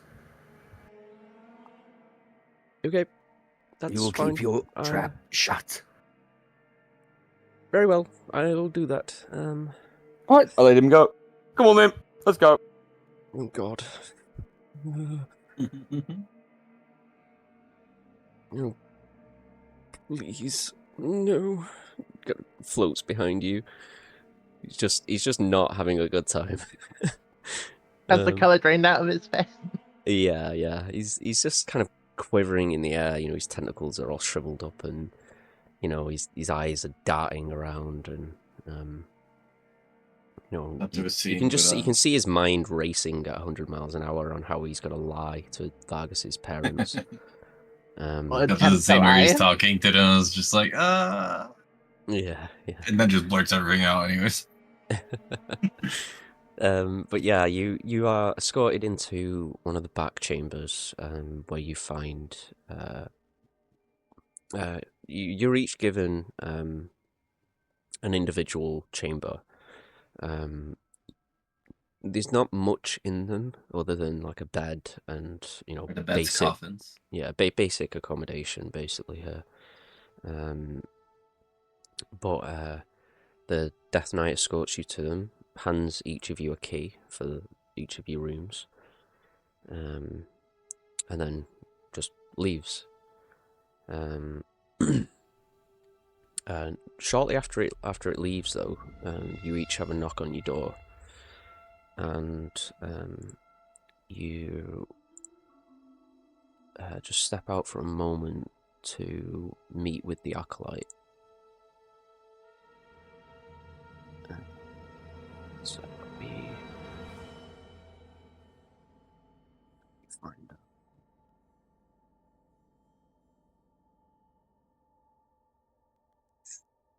She gone?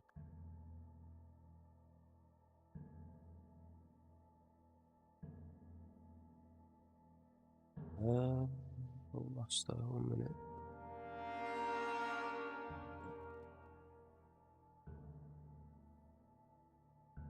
Well, we can't Here we we can't go. lose what we never found. Yeah.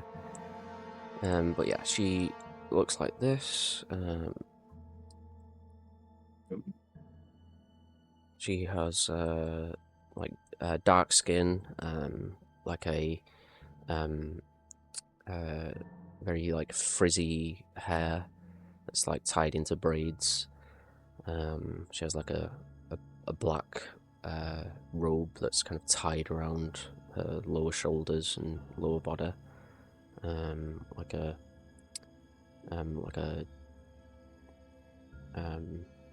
that was like a turtleneck kind of grey undercoat clothing covering her chest.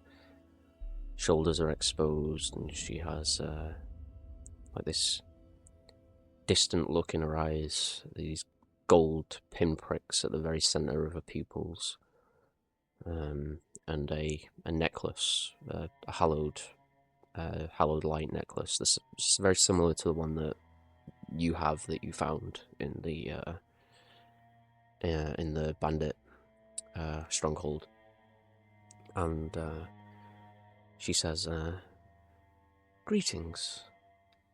I am Acolyte Thera.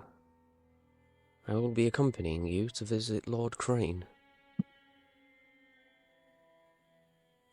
May I ask Oh your my name?" god, it's so nice to meet you. I'm Jade. Hello, I'm Saria.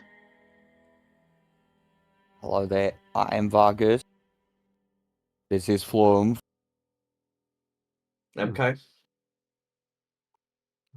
A pleasure. I hope we can be of use to each other. Yes, we'll be hopefully heading out early morning by a crawler to the location of Lord Crane. Very well. Is there anything you need from me before we leave? Before you take your rest for the night? Just a quick question. Do you know exactly what you're getting yourself into here? Oh yes. Isaac asked me to, well, be the replacement for Lord Crane and And his you know what acolyte. that means. Oh yes. Anything in the service of the Hallowed Light. Even if it means being a glorified blood bag. It's not the worst fate, Vargas. Oh, no doubt, but it's pretty... Doesn't sound great. Sorry, I don't mean to judge. Just wanted to make sure you were on board. Thought I'd put it bluntly, to say the least. And I sense that she seems like distant, like she's only half there. There's a little bit of that, but it's not really prominent. You know, it's not like you can tell that she's herself, but there is a little bit of a distant look to her eyes. You couldn't really say what it is, at least not just with your passive insight. But she doesn't seem reluctant or uneasy or fearful or anything. She just says, "I've prepared for this for many years. Just took me a little bit longer than, well, Lord Crane would have wanted." Was preparing for this entail?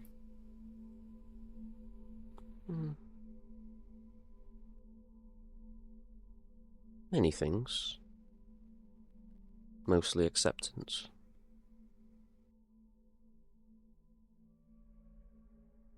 Well, you certainly sound like you've accepted it. You see, she smiles a little bit. I mean, as long as you know what you're getting into and you're okay with it, then I suppose. I'm fine. But thank you for your concern. Yeah, of course. You're here I to do help ho- us, and we'll look after you too. She does say, I do hope that we find Lord Crane in a tame position.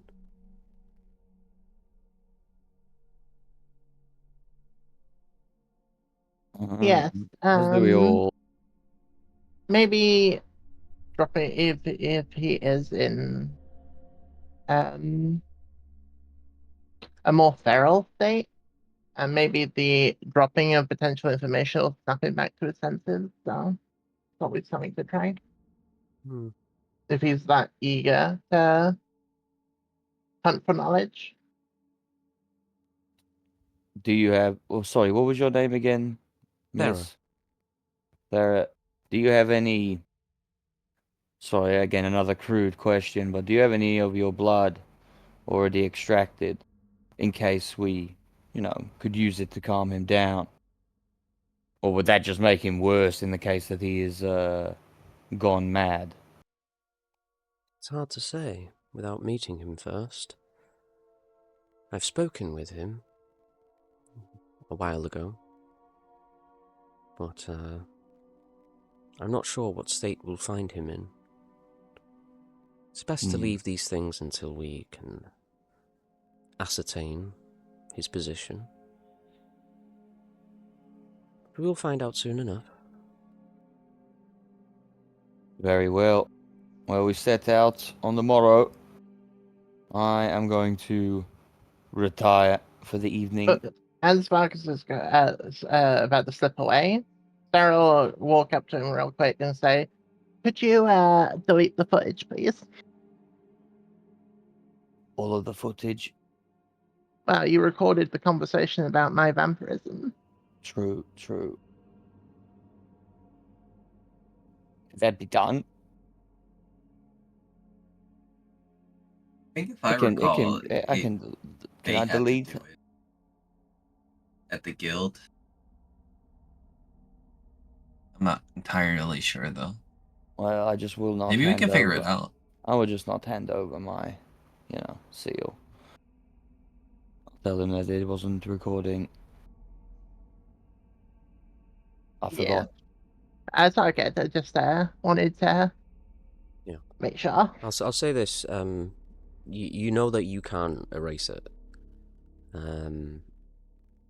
But Thera, overhearing this conversation, she says, if you wish, I can dispose of it. Inside check? No? Footage or the item? And I ask her how. She seems to refer to the item. And I also ask her, like, how. Oh, well, that's a low check, so.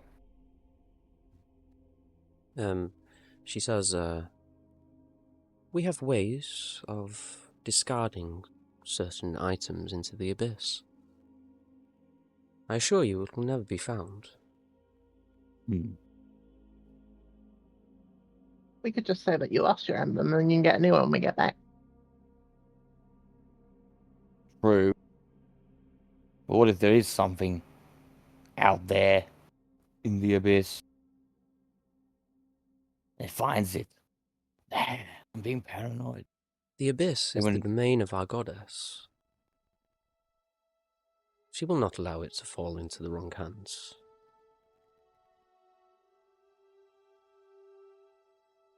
Very well. I'll hand it over. She takes it with both hands and lowers her head and gives a nod. Says, very well. Leave it with me. I'll have it disposed of by morning. Is there anything else you need from me? I don't think so. Actually, I will just say something. I mean, would you actually know that I turned it on? Just saying. Maybe, no.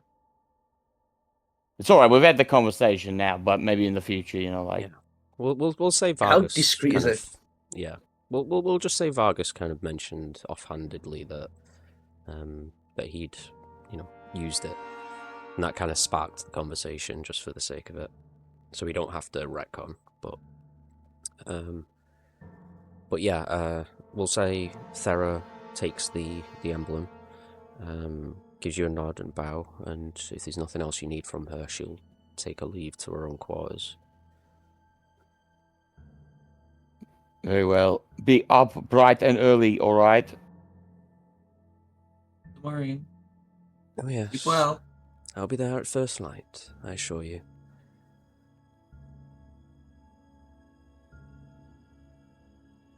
All right. Okay. If there's not, is there anything you want to discuss? I'll look to the others whilst we're, alone.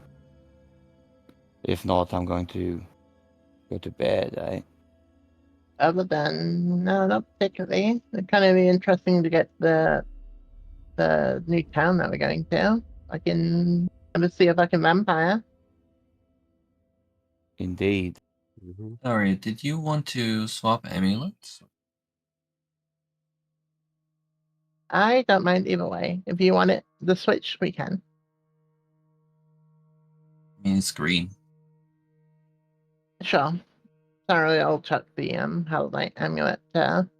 Jade. I'll say this. In fact, when Jade attunes to that amulet of health, it does change to green.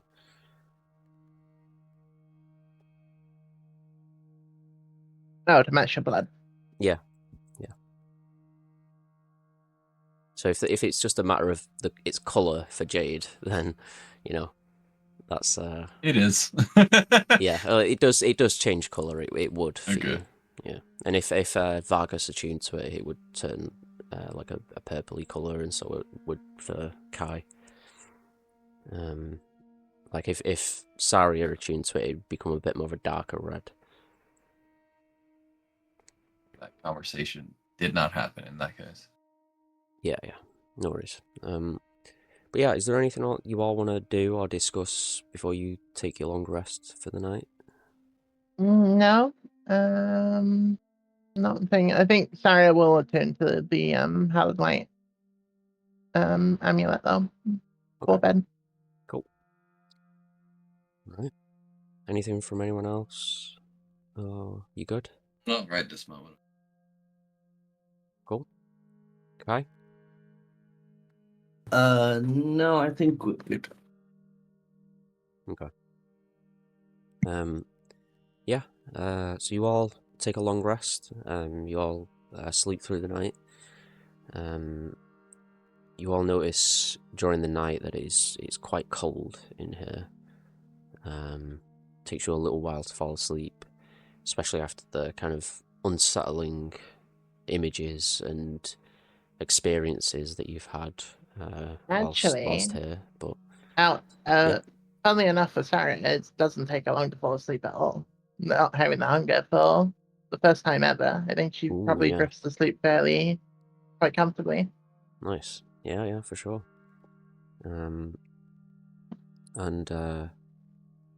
Yeah, it's definitely a strange feeling for you, I think.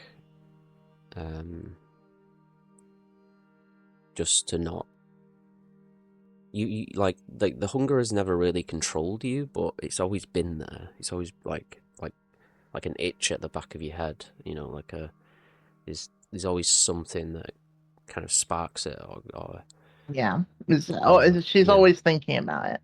Yeah. It's always on the back of her mind. For the first time that's just gone. So yeah, I can imagine that Saria would rest quite well. But yeah. In the night, sorry, before Vargas goes, did we say we got separate rooms? Yeah. Yeah. Okay, yeah. Vargas would might sort of be sitting there and thinking about what he saw when he looked into the portal, I guess, or whatever, the window to the abyss, and the confusion that was going through his mind of how similar, we are, but yeah, how far away or distant I am to, I guess, the visage of Aurelia, if I'm correct in my, if that is Aurea, sorry. Yeah. And he would just experiment and try and turn into that blue form. I can't remember what was the race? Is it Asari? Oh, sorry, not Asari, but is it something similar? Asana. ASMR that's is Kai. that's what Kai is. Oh, sorry, Essentially a whatever, humanoid celestial, but what whatever you Aurea saw was. was a god. It was a goddess. Mm-hmm. So you can pull the visage onto your face, but as soon as you do, you get this feeling like it's not right. It's not correct. And no matter how Yeah. much you try and shift it to make it look like what you saw, you can't get it correct. And the more that you try, the more you realize I probably shouldn't do this. And it just becomes. He would just do it because of the confusion that was. Yeah. He was he was overcome with in the moment, and sort of it's been on his mind since. So he's just like, Yeah. I'll can say I this. change into this? Yeah, like you definitely can to some degree, but you just note that no matter how much you try over this time period through the night attempting this, It doesn't you feel can't good. get it. You can't get it to feel like it's correct. And Yeah. before long, you start to get the feeling that you probably shouldn't be trying to do this anyway. And the trigger for that mainly is that at one point you pull the visage, and then you find yourself speak a word of abyssal, and you don't know what you just said, and it just fills you with a dread, like a fear of, oh shit, what am I doing? Kind of a feeling. Like a loss of control. Kind of. It's not as visceral as that, but it's very subtle. It's like a whisper that comes out of your mouth that you don't intend to speak. You don't know what it means. You do notice when you say it, Flumph looks absolutely terrified of you. And it just kind of snaps you back, and before you know it, your face goes back to Vargas. And Flumph kind of relaxes immediately. I think that's enough for tonight, eh? Yes, it's enough, Vargas, please. We go to sleep. Yes. Remember what I said, eh? Yes, I remember. Not a word. And I dismiss him. Vanishes. Oh. Yeah. But yeah, you all take your long rest, and we will pick up. Sorry, go on. I'll do it next session. It's okay. Okay. Are you sure? You don't have to. Yeah, no, I'm a little tired. Yeah. Okay. I don't want to drag it out. Yeah, no worries. Okay. So yeah, as you all finish your long rest, we'll pick up next game fresh in the morning on the following day. Hell yeah. Good stuff. Good session. Alright. Great Big stuff. Nice. Story stuff. Love it. Yeah. Juicy. Lots of lore. Mm-hmm. Yeah, that was Off fun. to see a vampire. Yeah. Level 4 vampire. It's gonna be fun. Yeah, vampire from the first age or some shit. Okay. Yeah. Surely this can only go right. Yeah, definitely pushing the CR boundaries here, but we'll see how it goes. You may have to fight him, you may not. We'll see. Kind of depends what you find and what you choose and everything. But some interesting stuff though. Yeah. Good shit, guys. Everyone got some interesting little character stuff. Could I do one more thing just before I forget? It's just a very brief thing, but just like in the morning, I guess Vargas would talk. Sorry, I forgot her name again. Farah. Farah. We'll find Farah and show her. Well, first of all, ask her like, do you know anything about the area? You know, the chain. Have you lived here your entire life? I know some things, yes. I'll show her the map that we found and see if she's familiar with it. Yeah, she takes a look and she says, there's a few places this could be. It's definitely in the southern regions. I'm afraid you'll have to speak to a cartographer, I imagine, to know exactly where this is. But it's definitely south of here, that's for sure. All right, thank you. Happy to help. But yeah, we'll wrap Awesome. up there then. Yeah, just Cool. wanted to do that before I forgot, because I know I Yeah, won't yeah, forget yeah. that. Sorry, I won't remember that next time. It's all good. It's all good. Until it's too late. Yeah. But yeah, good stuff. Gosh. Yeah. So yeah. Hell yeah. Hope everyone had fun, and thanks for great. playing. Thanks for watching. And yeah, we will probably. Yeah, we can probably play next week. I think if everyone's good. Sure. I think Could it'll be. be good. I think I'll have everything ready for it for yous. Cool. Yep, So I'm yeah, pretty sure. we'll be back next week then. Same time, same day. And yeah, until we play again, we'll see you all soon. Yep, Yeah, take it easy, thanks for guys. watching. Thanks for watching. Bye. Bye.